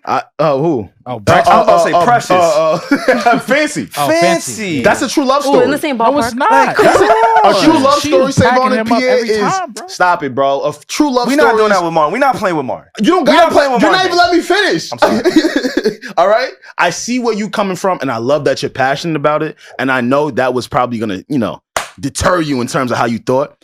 I just want everybody that's listening to do a deep dive. Leave it in the comments. I'm okay with being wrong with my opinion. I truly do feel that Jamie Foxx show, it was just, the humor was just more relaxed. Martin just felt so like, maybe I just like my humor differently. Martin, if you do rewatch it, it is very like over the top. It's over the top, punchy and humor. Then Jamie Foxx is more like, if it's more relaxed, and then you watch that now as a 30-year-old, it hits. We have got to clip this. Oh my God, Jamie Foxx, that show is more on par with the Wayans Bros. And I still prefer the Wayans Bros over Jamie Foxx's show. I don't know about that. You on your island with that. I feel you. I'm still Martin. Y'all are crazy. I'm still Martin first. Jamie Foxx's show was mid as hell. Just the way that you're bugging. Now it sounds like you just don't like the Jamie Foxx show. I love, bro. I at least bigged up Martin and shit when he did well. And I'm bigging it up. But calling the Jamie Foxx show mid when Jamie Foxx is the main fucking character. You basically said the same thing about Martin. Nah. What did I say? Repeat it. You said it's not funny at all. I didn't say that. I said it's not as funny as. I literally started this off by saying, like, you know those things that are just told to faxes us originally, but we never go back and really, as adults, form your own opinion on it as adults. But don't you know no good? Yeah, don't you know no good? Like, don't you know no good? Come on, son. I get it. And Martin got way more play than Jamie did with Fancy. Yo, about that. What you think about Steve Harvey's headpiece? The Man Unit? Because that nigga was going crazy in that show. Had me fooled. Y'all talked about that? I ain't get that far on the pod last week. We did it. How y'all ain't talk about bald niggas not trying to be bald? Like, come on, son. Like, there was just so much in that Cat Williams interview that, oh my gosh. Yeah. Like, y'all ain't talk about the hairpiece? He loses points for that on his sitcom. Nah, he do. That joint was clean. Why was it not so a hair clean? out of place? You know what I watched recently? Medea when Shamar Moore had his like the braids. Diary of a Mad Black Woman. I really thought he had braids. Yeah, I remember that. That was the first time I ever seen that nigga. So I really thought he had braids. That was one of his first roles, right? I have no idea. It's the first time I seen him, so I really thought he had braids. Yeah, that's what made me think of. Now I look like one of the Tyler Perry wigs. I ain't gonna lie, but you know the worst wig in cinema history? Which one? Makai Pfeiffer in 8 Mile. Wait, let me re-see it. Please go look at that wig. Look crazy. In 8 Mile, Makai Pfeiffer looked nuts. That's gotta be the cover art. He got locks on top of locks. Like I never seen no shit like that. Yeah, I don't know who did that. Like, listen, and this is why Cat Williams is important. Cat Williams is important, and so is Jamie Foxx. Listen, if you're listening to this, please let us know what you guys think. We all here share a fond love for those sitcoms in the 90s. And I for one have gone back recently. Mm-hmm. You know, I'll be liking to watch shows. I know. And though Martin is Martin, he's extremely funny. Looking back as I'm an adult, right? As an adult, my humor is changing. Yeah. As a kid, maybe my humor was more so like, I like seeing you pull up in 5 different dresses and I just like, like, I get it. No. I'm just saying. Jamie Foxx.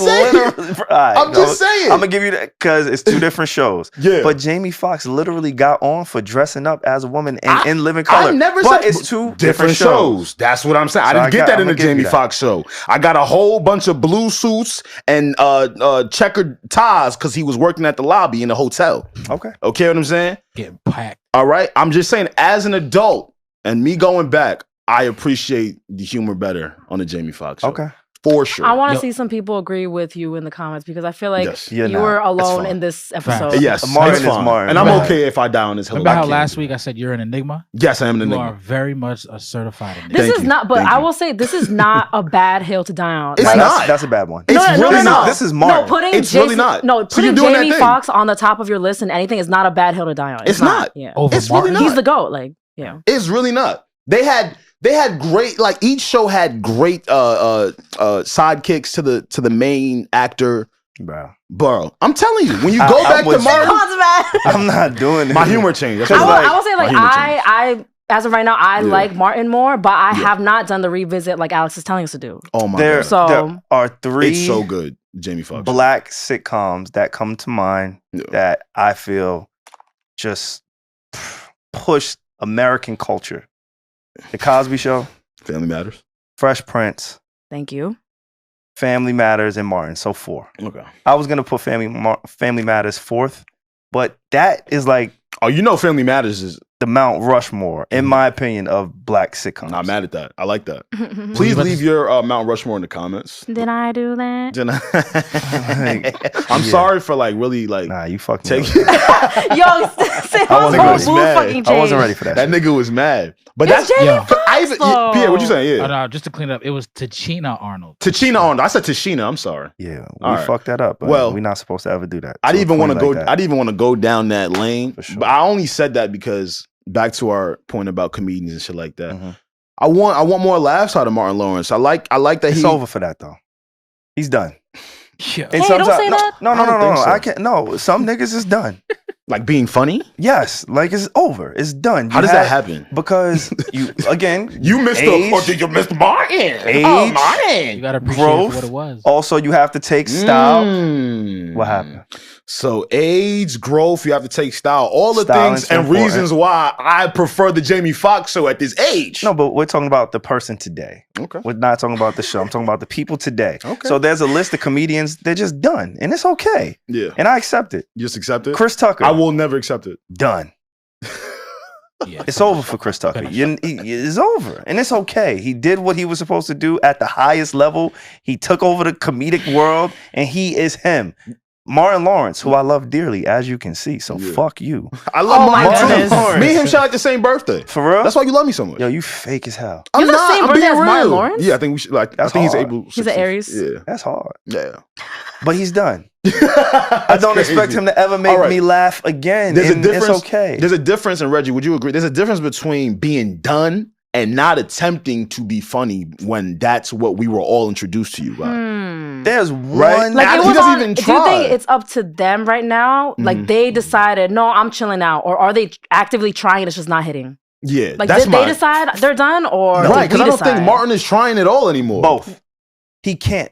Like, a big part of Martin. So Martin wasn't Was- that funny then. No, but listen, my good brother, listen. You are a competitive man. You came in here talking about. are you, SaVon. Watch this. Watch this. Watch this. But listen, Jamie Foxx still funny? But listen, brother. Did Jamie Foxx go through what Martin went through? Yeah, he did. I don't he just know. came up out of that shit. Yeah, I was about to say. Do you know? I'm listening No, to SaVon. but- I'm sorry. Martin Lawrence, Mm-hmm. Chris Tucker, those two come to mind. Yeah. A part of them being that fucking huge rock star of a comedic talent Yeah. was their physicality. Neither one of them can be physical. You saying they're not in shape? They're not in shape. Look at these niggas. They're not in shape, but Niggas they're are so old. They crazy. shouldn't. They don't have to be. They're not competing. They have nothing Funny. left to prove anymore. So the physicality of what made them like Martin in his show, he always used to do bits where he was boxing or he was squaring up or he was doing whatever. Like he was a physical comedian. Yeah. Yeah. Chris Tucker, slim, skinny, physically, he was a physical comedian. Yeah. Those guys can't do that. They lost like their superpowers. Wasn't Like wasn't if Jamie- Superman can't fly, Then he's not Superman. then he's not But Superman. wouldn't you agree that Jamie Foxx was a physical actor and comedian as well, and that still attempts to this day to do it at some level? What is the role? Like, what is the last role that you saw Jamie Foxx playing where he was the comedic draw? I'm glad you said that. It has nothing to do with the role for me. It's more so when I Who see he is. right, because you brought up character earlier. When I see you on interviews, when I He's see you- charismatic. when I see Yeah, you he's, talk like, to charming. when I see you talk to your peers, that's you know that level of wit. Yeah. You have to at least try. But he's also active and he's also not exclusively known to be a comedian. He's also done dramatic roles. He's done stand up. Of course, yes, that's going back to Drake, right? yeah. Drake is the tree. Jamie Foxx is the tree, and all their branches extend beyond what some of their counterparts do. Jamie Foxx is considered one of the most talented people to ever walk this earth. Okay. So yes. I can't. So talk I like a don't. nigga. I did. I Got do. it. And on this whole entirety of the podcast, we always big up Jay. I think episode 3 of this podcast, we had a debate You did. on the most talented humans You to remember- ever you live. remember that shit? Yes, I do. It was like episode 3. Yeah. And Don't go Jamie back, Foxx, though. No, yeah, I was gonna say the same thing. We gonna delete that motherfucker. Don't go back. But you know the respect that I got for Jamie, bro. So Yeah. come on, So don't do that. if you truly have the respect for Jamie, I just want you to do the research again in your 30s. You just turned 30. this week. Yeah, you just call the show mid. You called it mid Compare out of your deep love. Compare the Martin. Yeah, but out of your deep love for Martin, which is fine. But you just told me, the main protagonist from Martin no longer can do it anymore. Not yet. He can't. He cannot. Okay. But Jamie Foxx is at least attempting to do it, and we don't look at him as a Kevin Hart where it's like, yo, he's trying, but I don't think he's funny at all. Yeah. So I think my argument has some validity there. You talking about back then or now? What does it matter? Wouldn't he supposed to be better then? That proves my point more. But you think he's still better then? You think he was better then? I think that the show Jamie Foxx was better then. Was funnier than Martin as an adult. Okay. That's one point. And then another point is when they're in the interviews or who they are present day, it's not the same. Yeah. So what you're saying, I respect. We're not gonna clash there. But Martin today and Jamie Foxx today, they're two different people. So I can't compare them. Even if Jamie Foxx is funnier, is wittier, is more charismatic, that's just who he is. Like Martin is not that. He's just not. He's a lot more reserved. And you see a lot of our comedic greats get older and lose that side of them. And they just kind of tap back into it once in a while. Like Chris Tucker again. Makes me sad. The last time I saw him was in that Michael Jordan movie on Amazon with Ben Affleck and Matt Damon, and he had a role in that. There was nothing funny about it. I don't even recognize who he is. That makes me sad. And that's just what he is. That makes me super sad. It sucks, but that's the reality. Are they unhappy? I think they're just or are they just kind of just taking on a more serious role? I think they or are they really not happy with that? I don't know. I don't know, but I don't think Martin has any interest in it, and I don't think physically he can. I have a problem with that as a fan.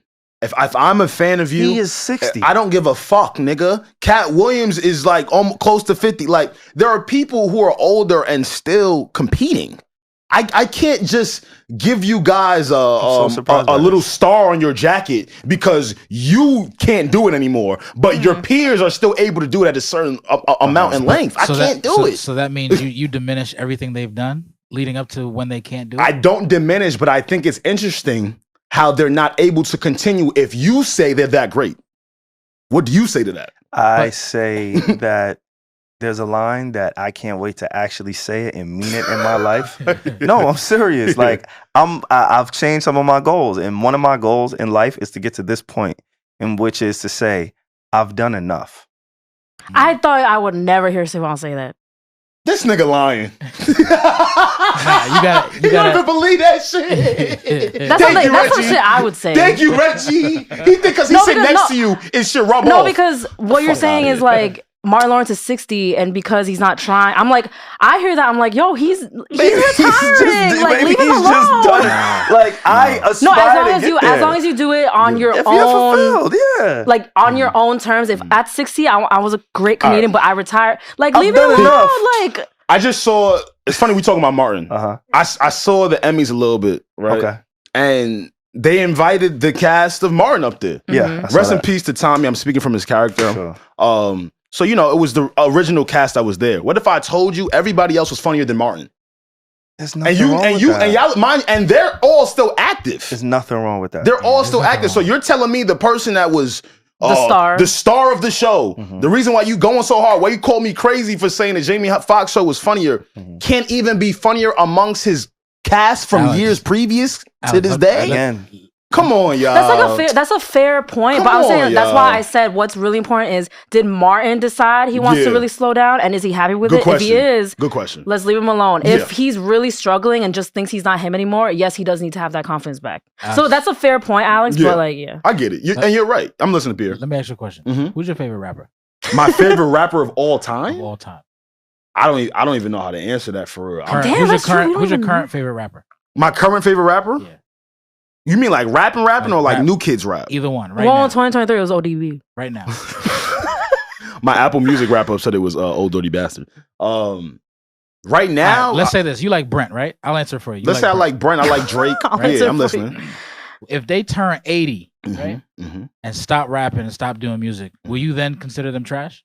If everyone in their class is still doing music? No, because I'm going to remember... You're doing the same thing now. But no, Pete, but this is what I'm saying though, right? I'm going to remember what they put out, right? And that's what we're saying. But you're not listening to what I'm saying. All right, go ahead. Okay, so yes, I remember what they did in times previous. What I'm saying is, if you just attempting to be a sliver of what you are from years past is enough for me. Because now it shows an attempt. Like when you just say you're not even attempting, when there's no expiration date on being a comic. You don't fucking turn 70 and go, oh yeah, I'm retired now. But no, it doesn't work like that. Like I became fans of you people because y'all were funny. Mm-hmm. I don't give a fuck if you 4 or 45. I still expect for you to be some level of funny at 45, even if you were funnier at 4. I don't think that's a crazy thing because to me, it comes off as, oh, you was never really funny. And that's not true to a lot of these people. I know that's not true. So that's my problem. Like, I don't respect that. You look at people, you want them to remember who they are. Like, absolutely. And keep it. Yeah. And people don't realize, Reggie, how much that helps them as a person. How much, like, don't lose yourself. How much that, how much that helps their drive. How much how they look at themselves in the mirror every day. But how would you know how they look? You're right. I could be wrong. And you're right. In Martin's defense, and to Pierre's point earlier, he did have some health complications. He's been through a lot. So he had a stroke. He had a fucked up stroke. Been through a lot. And so those kind of things can affect who you are physically and even mentally. Mm-hmm. So maybe he hasn't been able to tap back into who he was before them because of that situation. And again, just speaking to Martin specifically, but I know it applies across the board. And I understand what you're saying. Mm-hmm. But again, I'm just trying to adopt this mindset moving forward. In my life, personally for me, like there's a point where I want to say I've done enough because I'm looking at the people like the people that are at the top of the food chain, like whatever industry it is, I don't want to name names, but we all have somebody in mind right now when we think movie star, when we think rapper, when we think athlete, that's that 1, 2, 3 people that we could think of. And it's like, bro, you don't have to do this anymore. Mm-hmm. You don't have to. If it's financially, you don't have to do this. You're good for life. And I never want to be that person to not be able to identify when I've done enough. And maybe they're not at that point, and that's okay. But like there is a point where no matter what, it's like, okay, I've done enough. Let me transition into another part of who I am. And maybe that doesn't require me to be funny. And I think a lot of people had felt the way about Andre 3000 last year because he's he's telling us, I've done enough. I don't know what else to do in that field. So I'm going to do something else that fuels me, which is playing the flute. But from a rapping standpoint, I got features here and there. And yes, I know how great I am. And yes, if I could be inspired in that way, I would do a rap album with Big Boy again. I would do it if I could, but I don't have it in me. I've done enough in the field that you want me to continue to be great in. I've joked about Andre 3000's flute album. Go check out We Have More Thoughts, episode 3 or so. Regi was on there. So I don't want to take away from because I've joked on a person. And again, even me, I like making people laugh. I like being funny, right? So just because I've came at him on some funny shit, I'm not trying to take away what he's done. Also, I respect his offering, though it's not what I was looking for. It just shows me that your mind is still your mind, right? So you're right. We all want to get to a place where you be like, you know what? I've reached enough. I also want to get to a place where I've reached enough, right? I just don't want to turn into a person where it seems as if just like my mind is not still my mind. Granted, things happen, like you said, health complications. I get all of that. That might change your will. You, like you said, you physically might not be able to do that. Well, you know what? Let me see your next offering. Your offering can even be how you deal with people. But what if in this particular case, because Eddie Murphy comes to mind, right? Eddie Murphy, he's been a little bit more active. He's my guy too. And every time I see him in any interview, he's still charming. Yeah. He's still funny. That's why he's my favorite. He still has the wit. Yes. You still see it. He's not the same person he was physically. And I can't remember. I think it was he told the story in the interview one time. He was filming something and the director was like, all right, run down, it was like 80 flights of stairs. Run down 80 flights of stairs. He did it, one take, and then the director's like, all right, cool, I need you to do it again, a little bit more. And Eddie looked at the director and said, nigga, this is not 1984. I am old as hell, and I am not doing that take again. But right? From a physical standpoint, you're right. But like I said, 80 flights is crazy. It's crazy. In his interviews and when you see him talk, he still has that joy, offer, you know, that and that's good enough what it is that you are looking for. Yeah. Okay. Like the mind. Yes. Like, I think the mind of a comedian. But sometimes everybody doesn't have the comedic mind. I mean, if you're a comic, we're only talking about comics. I'm not trying to knock Martin. No, some comedians, there's really, you feel like all comics don't have that That's super. You mean like think some on the people are spot funny? I think some people are funny. I think Like Chris Tucker. Okay, but got to write a joke funny as opposed to on spot being super charming.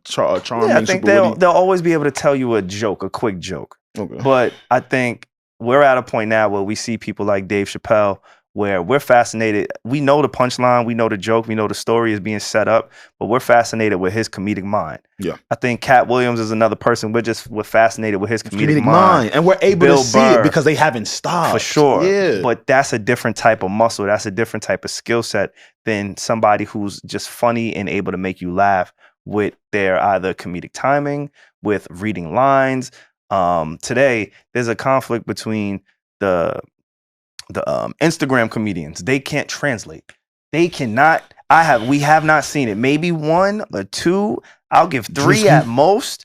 But even Drewski, he's translated to commercials, right? He's and shout out to all of these people. But they are trying to figure out how to translate. How do I make people laugh and connect with me from Instagram to a movie screen? We haven't seen that trend. You know what I'm saying? So everybody's gonna have fly on the short. And these people are hilarious. Yeah. I think Drewski's one of the funniest people on the internet. DC Young Fly, one of the funniest people on the internet. But we haven't had an example of anybody being able to translate that type of funny to even a stand-up funny. Yeah. Like, where's the Instagram comic who has the fire stand-up? I don't think it exists yet. Not saying it'll never happen or it can't happen, but I don't think we've seen that yet. So I think there's different types of comedy. I think there's different type of people who scratch a certain type of itch. And I don't think Martin or Chris Tucker is in the same vein or use the same skill set as a Cat Williams or a Dave Chappelle. I think it's something we should pay attention to then. Okay. Because do you think a person like the 2 people you just described, and Drewski and also DC, do you think they're going to turn 60 and not still have that level of funniness in them, try to be funny, wit, etc., charm?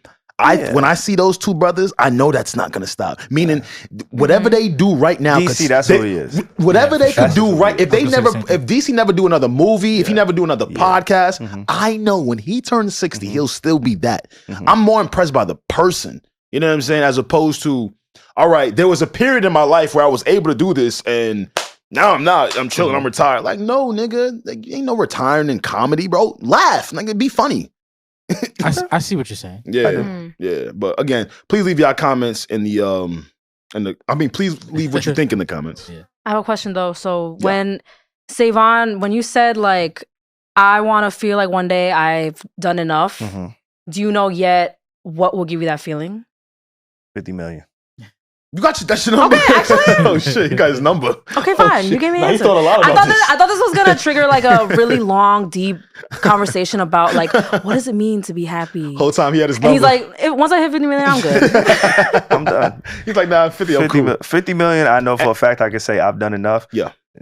Anything between 10 and 25, whatever, 10, like, You'll it's like, still all keep right. going? Yeah, I think there's still for me to aspire to get to. Once you have 50 million though, I feel like when you're that rich, like your mind is gonna change where you can't just stop at 50 million then. Right.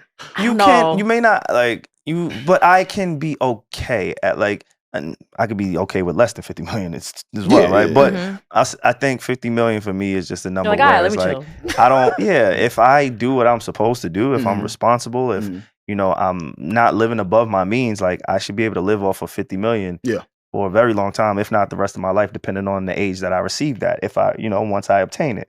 So when I say I've done enough, it doesn't mean that I'm never going to necessarily work again. Right. But it means that maybe I'll put myself in a position where I don't have to. I'm doing things. You'll be more at ease. Yeah, I'll be more at ease, and my family will be taken care of, and the projects that I do, that I am a part of, it's more like passion projects, or maybe it's impactful. Maybe I'll go do some charity. Like, I don't have to be seen all the time at 50 million. I don't have to work all the time at 50. Like that. That's the number for me where it's like, oh, I've done enough in that regard. Got you. Okay, I like that. Do you guys feel like the Breakfast Club has done enough? I do. Right. The Breakfast Club, they've had a run. For sure. And I think one person that really, really needs to be saluted, and I'm going to get into what I'm talking about here. This week on The Breakfast Club, Charlamagne and DJ Envy opened up on air to their employers and bosses of how they were a little bit disgruntled of how they still haven't found that third host. It was supposedly supposed to be Just Hilarious. She previously posted it, but SaVon's going to play a clip, and as he's looking for that, what I'm going to say is one person that I think needs all the flowers in the world is Angela Yee. I think we saw a lot of think pieces on Angela Yee when they announced a departure. Did we? We never needed her anyway. She never fucking spoke. Hey, look, in hindsight, they took a year trying to find a new candidate, trying to fill in that role, and they're still having difficulties doing it. SaVon's going to play the clip, and I just want to know where you guys are at with it. Nah, I'll play the clip for sure. But just to your point with Angela Yee, is one of those things like you don't appreciate something until it's not there. And I fell victim to that too. Like, not saying that I didn't think she was needed, because there's been times where she definitely led an interview, and I feel like she got the most out of guest. But I thoroughly believe like she's missed from a consumer standpoint. Absolutely, it's definitely like it had to be the three of them. Like the Breakfast Club was what it was because of the like specifically them, not just one girl, like one female co. It's like those specific three. So because they don't have those specific three anymore, do you guys think they try and disband it, or do they still try to pick up the pieces, right? And just pick up from where they're at right now? It would be crazy for the Breakfast Club to end here. Like it would be, I agree especially when Charlamagne the God and DJ Envy are still here. Like just end it like right now. I feel like that can't happen. Like that's my point. They have to figure something out. That is my Jamie Foxx. That is my comedian point that we were making. Ding, ding, ding. Oh, like don't end here. Don't give up now. Like granted, I've already seen your best, and I'm not gonna take that away. As a matter of fact, I'm even more appreciative of it now, of how things are, going down, etc. But because you can still do it, you should attempt to. Yeah. And I'm surprised to kind of still see that vigor out of Charlamagne and DJ Envy. To your point, I thought that they would be at a point where it was like, you know what, if we're having such a difficulty trying to find a new host, man, let's split. But it doesn't really feel that way with them, and I don't blame them. I don't think it should be disbanded. No. Yeah, not at all. Pierre, you sound like you was about to elaborate. The weird part about Charlamagne and DJ Envy's conversation about that on air that was weird for me was that it's almost like they were talking about in-house issues on air. Yeah. And then the other side of my mind was like, well, wouldn't they kind of already know or feel weird to do that? Especially since if the suits, quote unquote, or the higher ups would still be making that decision. And then part of me was also like, well, if I'm Jess, right? I know I don't live in New York, which is where the Breakfast Club is broadcasted from. Yeah. For the most part in business, you would think, money is part of the reason why some people might or might not take a job.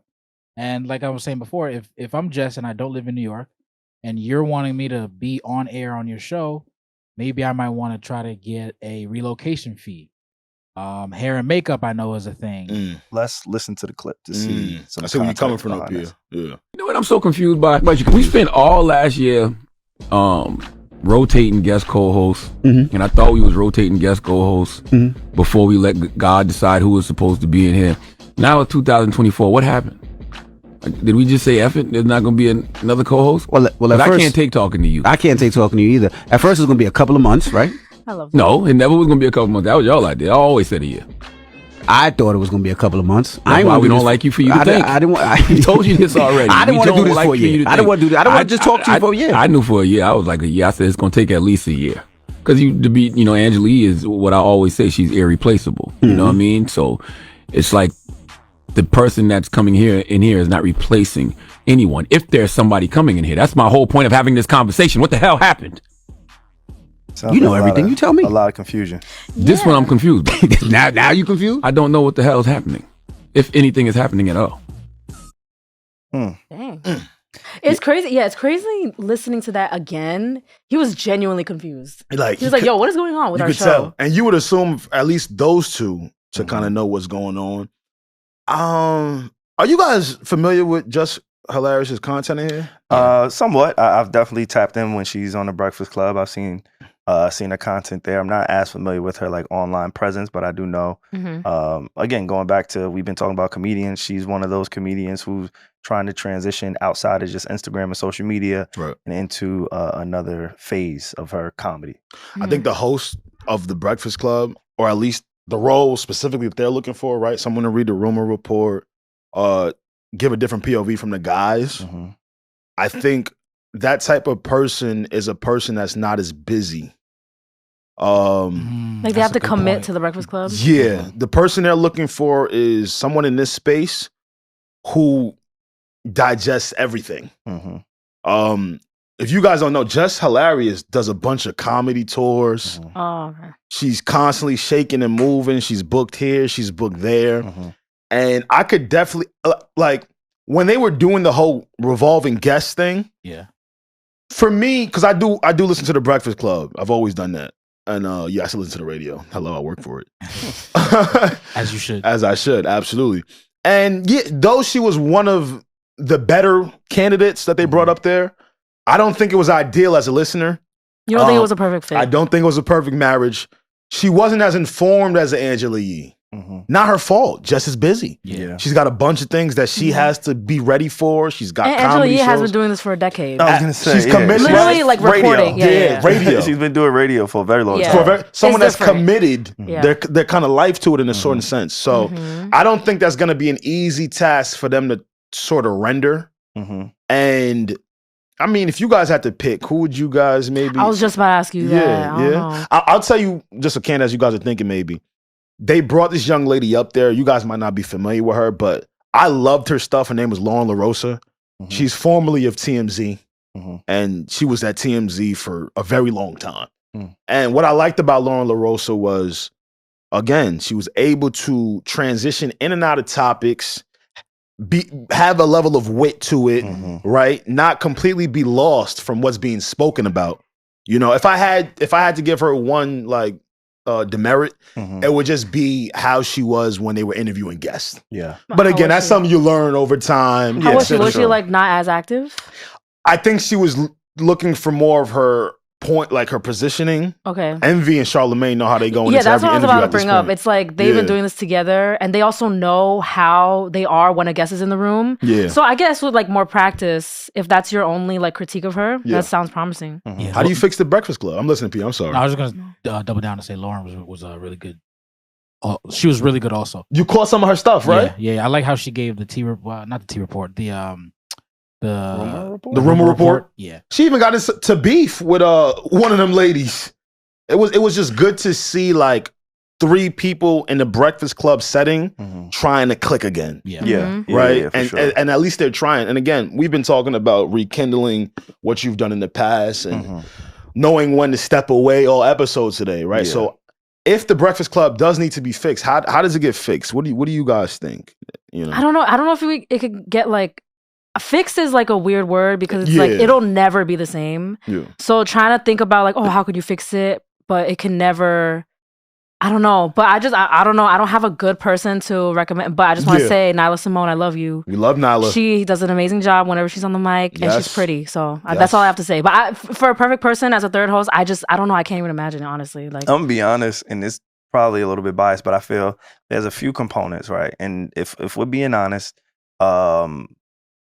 aesthetics is everything, you know, equality and just make for real. Like, I hate to like box out the niggas. Like the nigga, it can't be another nigga on that show. It can't be another guy. Okay. No. But that would be a train wreck. No, it would be a lot. It would be a lot. You need a little bit of balance. The boys club energy. You need a little bit of balance. But what I will say, when it goes to some of the people that I have heard, I enjoyed Jason Lee up there in certain spots. Got you. Jason Lee of Hollywood Unlocked. I did see comments saying Jason Lee was a good match. I enjoyed Jason Lee in that spot for a few reasons. One, he has a background in radio, media. Obviously, he has Hollywood Unlocked. You know, I know Angela Yee. She was like the industry insider, although all of them was in the industry.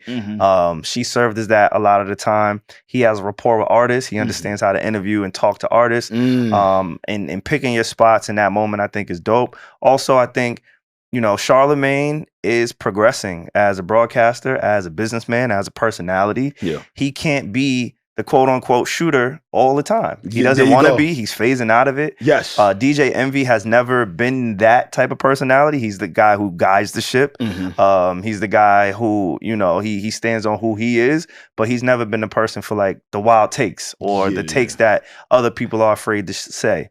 Charlamagne has been in the past. So I think they definitely need somebody who is willing to do it. Again, not being a shock jock, not somebody who's trying to steal the spotlight from the other guys or just say things to say it. I think there needs to be a little bit of just bring a little spice, organicness to who you are. Yeah, just bring a little bit of that. Yes. And so I think Jason Lee for that purpose would fit. But again, from an aesthetic standpoint, I don't know how marketable that is. Having 3 men like, hey, we're the Breakfast Club, right? Like you kind of need that balance. For that, I understand Just Hilarious. I do like Nyla, but I'm gonna be 1,000% honest. And a year ago, when I heard about this guest rotation, I was super excited, super happy, because I thought it was gonna happen, but for whatever reason, maybe it didn't. But I think Mandy B would be perfect. Should be a strong to voice. at least give a shot. Should be a strong voice. Like I don't know if I don't want to like just give her the position. Yeah, but I would love to see her get a fair shot at doing that. I like that. I like that. Because you need someone that sort of has the proclivity to constantly just be themselves, right? Facts. When you look at radio a lot of the time, because I do this too, you got producers that are helping produce these shows, and you can tell a lot of those guests that they had, and salute to them. They all did amazing jobs. You feel me? They're all great in what they do. But you could tell when they was just reading from what the producer wrote on that little paper. It was tough. It was tough. It was a long day for some of them guest niggas in there. I'm like, God damn. Them niggas saw words they never seen before in that paper. You feel what I'm saying? Shout out to the producers. I'm a producer, so I know how it get. Them motherfuckers is like, what word is that? Who is that? Who is that? They don't even know who they talking about. Right. You sort of need someone that has their own personality outside of the paper. Yeah. Right. And I'm not mad at those types of options. For sure. I want to see where this ends up, you know, for real. They look, because Charlamagne and Envy, they seem a little bit fed up. They do. And I can imagine. I mean, judging from that clip, they were just like, they had to say it on air because they were so like, annoyed. Really, they were unsatisfied. But yeah, if I had a vote, I definitely want to see Mandy get a shot. You have said this before. I feel like I have said it anytime it comes up because I think she fits. She has a rapport with Charlamagne. Strong voice.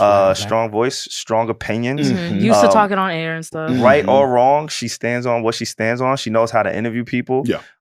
She understands the climate of the culture, the comment. Obviously, she showed her diversity with See the Thing Is and Horrible Decisions. Right. She could speak to a multitude of things. High energy, like she's from the South, so she's not from New York necessarily. I think that's why Charlamagne really excelled once he got to New York because he brought him here. He didn't, you know what I'm saying? Like, so I think there's a lot of good reasons that Mandy would be a dope person to just see in that seat. If she wanted it. I don't even know if Mandy wants that shit. Like, that's dope. Somebody clip this and send it to them. Nah, that would be fire. Like, that's who I would want to see. And honestly, Mandy B, Jason Lee, they like cousins and shit. Like they look like it. Like I can see them giving it up the same way. Like they interchangeable. It's just one got a dick, one got a pussy. So oh my goodness gracious. Get the role. Wait, are they actually like? No, they're not related. I don't know their relationship at all, but like I can see like you can swap them out and get a similar product in that environment. I think. Let's get into the jokes, yo. And when your employer posts a new job posting while you auditioning for the job, you probably not gonna get that job, twin. Yeah, that's okay. You like didn't that happen during Envy scandal though? It did. Yeah. It did, and a lot of people were probably assuming it was for Envy, when in actuality, but they're like, no, we're still looking. We're still looking. Yeah, okay. Damn. That shit sucks, yo. Just done posted that. She posted on her. See, that's why I don't talk too early no more, man. Yeah, that's the thing. Listen, that's the same. I only talk once it's done. Yeah, why did she? I'm just confused. Like I saw Just Hilarious say that she, got the role and stuff prematurely, which is what Charlamagne and Envy are literally making known. Yeah. So I'm just confused. Like, why did she say that? Like, was she promised it or what? Like, well, as a subtle Breakfast Club listener, they were kind of hinting for a couple months now. Because, after they went through about 6 or 7 months of different people, they were going back to the people that they actually liked. So, like process more of, often. like a process of elimination type thing. Yeah. That's when I got more familiar with Lauren LaRosa. Because she was original guest. They brought her back. Okay, cool. She kind of fits in here. Just hilarious, of course. They brought her back. So, that's kind of how that went down in that way.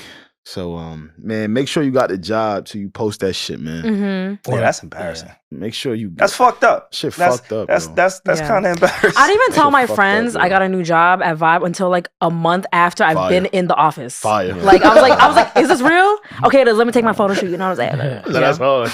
That's how we doing shit in 2024, y'all. No early announcements.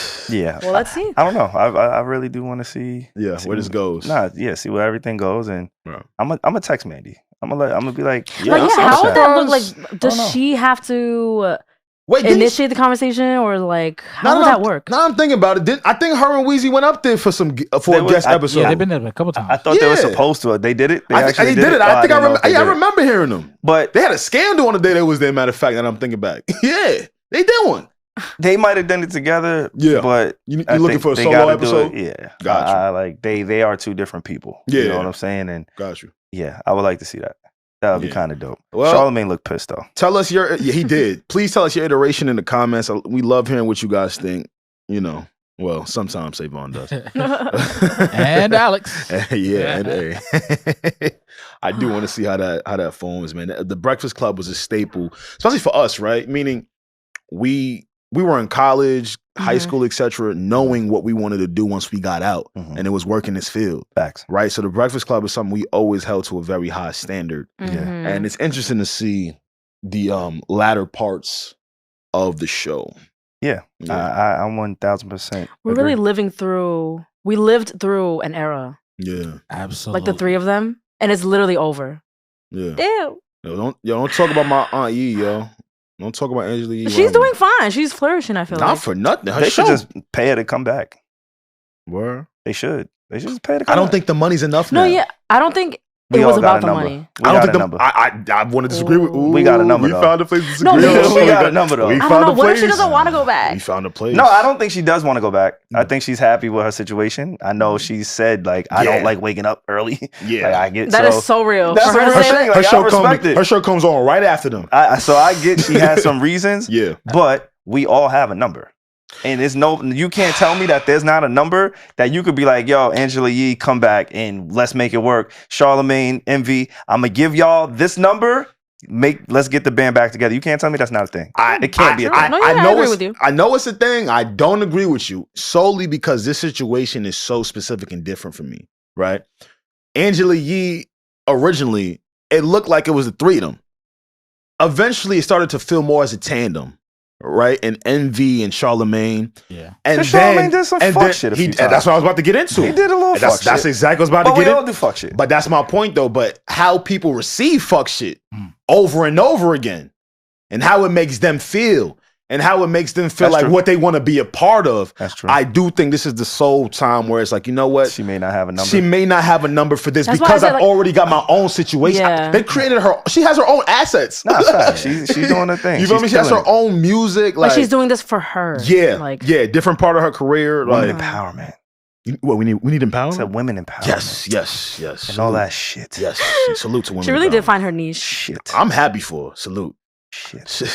Good shit. Mano still up there? Her, Mano, and what's the other girl? Yeah. Mano comes from time to time. Her and Jasmine Brand. Yes, Jasmine Brand. Yeah. Okay. See, I didn't know that, but everybody got a number. In my opinion. He's like still. No, but I'm with you. I hear you. I know where you're coming from, though. Now, granted, if they offer her $200 million, it's like we all got she's gonna fold. Yeah, I think she'll fold. You gotta fold. But you gotta fold for 200. She'll be like, "Fuck lip service."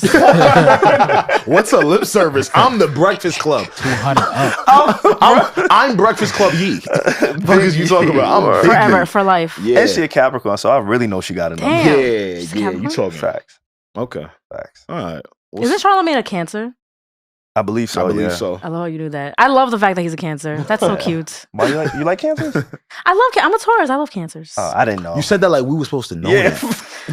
Guys, I've been teaching like, you things for like 2 years now, okay? I'm a Taurus. I love Cancers. Earth signs and water signs, okay? Oh, they blend. Yes. God. And you're more good with like air signs, Alex. Yo, I realized that. Mm-hmm. What that mean? Yeah, teach us, Regi. No, I'm not getting into it today. Give me 2 earth signs. Libras, Geminis, and Aquariuses.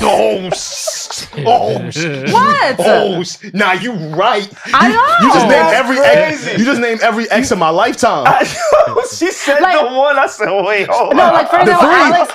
I cannot imagine Alex dating like an an earth sign like me. And what are some air? It's very different. It's definitely Tauruses. Earth is Tauruses, Virgos, Capricorn. and Capricorns. Yeah, can you imagine dating SaVon? No, you can't. Nah. But that's why we get along so well. Because the 3 signs that you said he gets along with, like, me and him have no women in common. We do not like, and I was. Oh, that's good. That's good. Like, I can tell, like, so this is an Alec. Like, and he can look at one and be like, yo, this is my. Like, this thing is crazy. We really like not just from a look, just from everything. But I'm like, just like how they are, even from the zodiac sign. Yes, the sign, like astrology Gemini, is real. A Libra, and what was the third one? Aquarius. Yeah. Oh, I'm running. Yeah, nah. I'm taking because Earth signs don't get along with Aquarius. Bro, all 3 of those signs, I am running for the hills, but they would be perfect for you. Thank you, and that's why we have made this podcast work. Or another fire sign for Alex, like a feisty, like a Leo, a Sag. Men only beef over 2 things. What is it? Women and money. That's it. That's it. We're mad simple. Like, there's only 2, right, Pierre? And I never have to worry about that with him. Nothing. He don't gotta worry about that with me. I literally said, be good. I literally said, I'm an earth sign girl. I love water signs. Pierre is a water sign. His wifey is an air sign. Boom. And they're literally married. Get the fuck. Astrology is real. She's an earth sign. She's an earth sign. Huh? His wife is an earth sign. No, yeah, he's a water sign and she's an earth sign. So I'm saying perfect match. That's like me and John. Make me sweat. Make me water. Yeah. Hey. But for real, you got to really do the science. Like, for anybody that's trying to build something in life, you can't get you a Regi. Yeah, who knows what's gonna work and what's not gonna work for real. And then get you an Alex and SaVon where y'all not gonna step on each other's toes and fuck on the same bitches. That's like amazing. That's so fire, though. That's fire. And make sure you get a P just for the vibes. Yeah, just get a Pierre just for the vibes and to calm shit down. I'm with you, P. Nah, that was some good shit, bro. Yeah, man. Yo, real quick question. Imagine they did job recruitment that way by your sign, your astrological sign. That'll be a train wreck. A lot of y'all niggas ain't getting jobs. Unless you're a fucking Capricorn. Nah, based on your sign. Capricorn's gonna get all the jobs. I know. A lot of y'all niggas ain't getting no jobs. It's gonna be SaVon-ish. And Elliot Wilson. And Angie Martinez. Like, it's just gonna be us running shit. Like, ain't gonna be no jobs left. It's gonna be a lot of niggas. We're gonna be on Section 8. It's gonna be some. I'm glad like it doesn't go like that. Nah, man, you guys have really been very entertaining. Absolutely. Good debates today. But before I left, there was one thing, and we could kind of stay on it kind of rather quickly. Sure. But I feel like, Reg, you brought up a really funny topic in the group chat. I always bring up, you do. Side note, like these men can never tell me I'm not funny. In the group chat, I be having them dying. Okay, she's like legit laughs. Like, nah, you funny as shit. I'm not gonna lie. You all funny as hell. She do, yo. Okay, so I would like to introduce a new segment to you guys. I've always been this way. If you ask my friends, I've always been this way. There's not like a new thing for me. I love white people phrases. I love Caucasian phrases. Hey. Was that one? Yeah. Oh my God, you caught me off guard. Okay. So I'm gonna just do a few. I'm not gonna give away the whole list. So what are you rendering to us right now, Regi? These are white people phrases? This is my personal list, and then I put on Instagram. I literally got like 100 responses of people's. Okay. Oh shit, you're popular. I'm gonna start off. All comments. Oh my God. All comments. She just went crazy. I told her I can't get 3 comments on the like. She said hundreds of niggas hit me back. That's not true. That's regular. You know. No wonder why you want likes. You get all the comments. You get it all. Oh shit. My engagement is good. Okay, this one is a birthday themed one. Okay. When it's your birthday, a white person will always come up to you like, "Do you feel any older?" Yo, Kieran's back here crying, laughing. Thank you, Kieran, for that one. That one was Kieran. Oh my god, I have to reposition myself. Oh my god. Oh shit. I got one. I got one. Wait. I got to respond to that one. Sorry. Okay. And you respond to that. You go to them like, no shit, Sherlock. Oh, that's a good one. Okay, you go. You wanna know how white people leave? You wanna know how white people leave a function? Let's skedaddle. Let's skedaddle out of here. Nah, see, this is racist. No. Niggas has never said let's skedaddle. Yes, I'm in the mad parties. I've been to the white holiday. Thank you, Regi. Oh, that's how they talk to each other. It's a white code. Because they would never. It's like a mating call. Okay, all right. Just one more. We'll end it on a high note. Speaking of leaving, Alex was talking about leaving. When you're at a nice little dinner with a white dad. And the family, he takes the bill. He goes, "Let's see the damage." And then when they're ready, I'm not done. When they're ready to go, they go, "All right, let's rock and roll." Okay, boom. Let's see the damage. That's how them niggas be. Oh, buddy. Well, you can eat. Let's see the damage. And they go like this. They rub their hands. Oh shit. Yeah, you got any more? I know you say you got 100. So please give us some more. I can't end the segment today. You can't. It's gonna be a recurring thing. This what they do when they feel disrespected and they really want to talk to you. Let's be frank, man. I'm just being frank. Motherfucker hit you with a let's be frank. To be frank. Shut the fuck up. You know what's offensive that they say? Because they only say it to like black people. They say take a hike. Hey, brother. How you doing there, brother? Oh my god. The tone of that. The tone of brother can go left or right. You might as well just call me nigga right there. Yo, what up, brother? It's better than boy. You have never looked at your white counterpart and said, "Yo, what up, brother?" That's exclusive to niggas of a certain shade. Now you talking right now. I wish they would just call me nigga in that instance. I don't. Because they don't. That would not I get the fight. go over well. And I get the fight. Especially with Alex. You don't play that shit. They call each other pal, buddy. Hey, buddy. Hey, buddy, old pal. Hey, buddy. The thing is though, with the brother thing that's so funny is they don't even know how it sounds when they don't realize that I just saw you talking to Cody and you called him bro. Yeah. And then when you came to me, hey, what's up, brother? What the fuck? Who the fuck is brother? You want to hear a funny story? What the fuck, B? I was on a Zoom call, a work Zoom call. And I was the only black person there, right? Everyone was talking, normal. As soon as I appear, hey pal, I hear somebody say, "Pierre, what up?" Oh my god! I didn't know how to feel in the moment. I'm like, wait, is that a term of endearment or like Pierre, the color of my skin? This is gosh darn it. It's dang flabbit.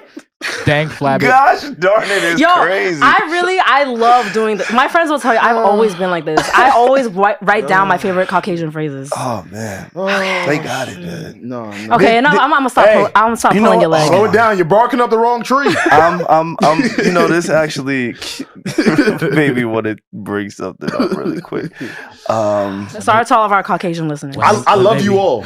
And please add to it. Yes, please. When they be mad, they be like, "I don't give a rat's ass." Where did the rat come from? Did y'all see this? Jalen Milroe often wears his own branded apparel reading LANK across the front. It's an acronym that stands for Let a Naysayer Know. Being told by his former offensive coordinator, Bill O'Brien. That is not what I thought. Is that not what you thought? Boy, let a naysayer know. Let a naysayer know. Of course. The professional's right in the middle of his read. That's all right. I just keep going. Oh my God. As you were. Do y'all hear how that sounded? This stands for Let a Naysayer Know. Being told Sometimes by his you former gotta let a nigga know. Why did he have to say that? Like, let a nigga. Oh, that was a good you one, gotta man. explain that though. You gotta explain like the significance behind that. Oh man, go for it, P. So basically, I forget his last name, but Jalen, he was a QB for Alabama, I believe. He had a shirt on that had an acronym L.A.N.K.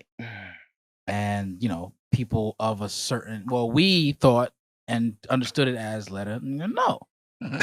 But on air, they said it as let a naysayer know. And I think that's what Jalen termed it as too, naysayer. Let a naysayer know. That's funny. Y'all ran into that football player, that white boy, last name Kanigga? Oh my God! Wait, who showed me that? I think my boyfriend showed me that. You ain't see that shit? You ain't see? Noah, is that how it's pronounced? Noah Kanigga. Noah who? They found a You loophole. didn't see this? Like that? No, that was his like. I was Literally, that's in his Puerto last Rico name. with my nuts in the sand. Word? I didn't see a white man called. All right, before we get out of here, I'm gonna show you right now. Yeah, they call a nigga. My fault. They call the boy Noah, Noah, right? Noah. Okay. Knigga. Knigga. Noahk nigga.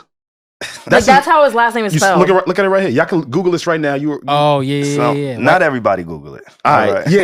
Is that how it's like pronounced, or is it like another pronunciation? It's Kaninga or some shit like that. It's Kaninga. So but they found a loophole, y'all. I don't know if they found a loophole. Yeah, they found a loophole. It's crazy. Just to let it off, like just to, I don't know if they did. It look like they found a loophole, y'all. All they really gotta do is change their last name to get up. All right, y'all. Listen. Thank y'all for being here with us today, man. Y'all got anything else? We have a little homework assignment for them. So you leave down in the comments Jamie Foxx Show or Martin. Yes. And then also leave your favorite Caucasian phrase. I love that. I love that. Thank you so much. I think I found it. Hold up. No, I'm just play it. Yeah. So for anyone that wants to know, I heard you say it earlier. RG3. How do you pronunciate Of course, he on your that. last name? So this is how you pronounce it. It's Noah Knigga. You say it Knigga. Like, do you guys have a sense of pride in that name, knowing the pronunciation, knowing the history? Do you have a sense of pride for having that name? I think absolutely. I think that's when people are asking. That's a trick question. That's a trick I don't know how to question. pronounce my last name, so I didn't think anything of that. Like I get They trying to bleed. but like I know They're like, what my we last didn't even name is, know. but that doesn't mean anything to me. It doesn't mean anything to me. So I think that's Shut the your fuck name, up. like your name. That's He's what killing you him with grew up kindness. so that's what it is, and you take pride in your name. A lot of people gave me too much credit saying I was a smart man for naming him Noah. That never crossed my mind. You heard it? Noah nigga. Oh my gosh. Noah nigga. Nah, that's crazy. That's like when They found a loophole.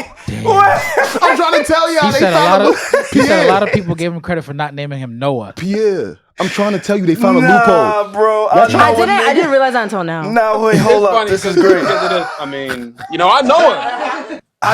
I know it. I know it. The naysayer. You know A what I'm saying? naysayer? How has the name never been like an issue or something that's How's come he giving up me a straight in the face? past in Lawrenceburg at all? Southern Indiana, I don't want to say that it's a Southern Indiana. but it's Okay. a name that's recognized in our That's one of them area, ones. in the southern state here. Some of the guys gave me Damn, a they little said it's a common name, nicknames guys. and talking to and all Knigga. those types of things. But there was Oh, an my issue God. last year when we went there to was the an state issue. Hold finals up. with the guy that was calling the game on the radio.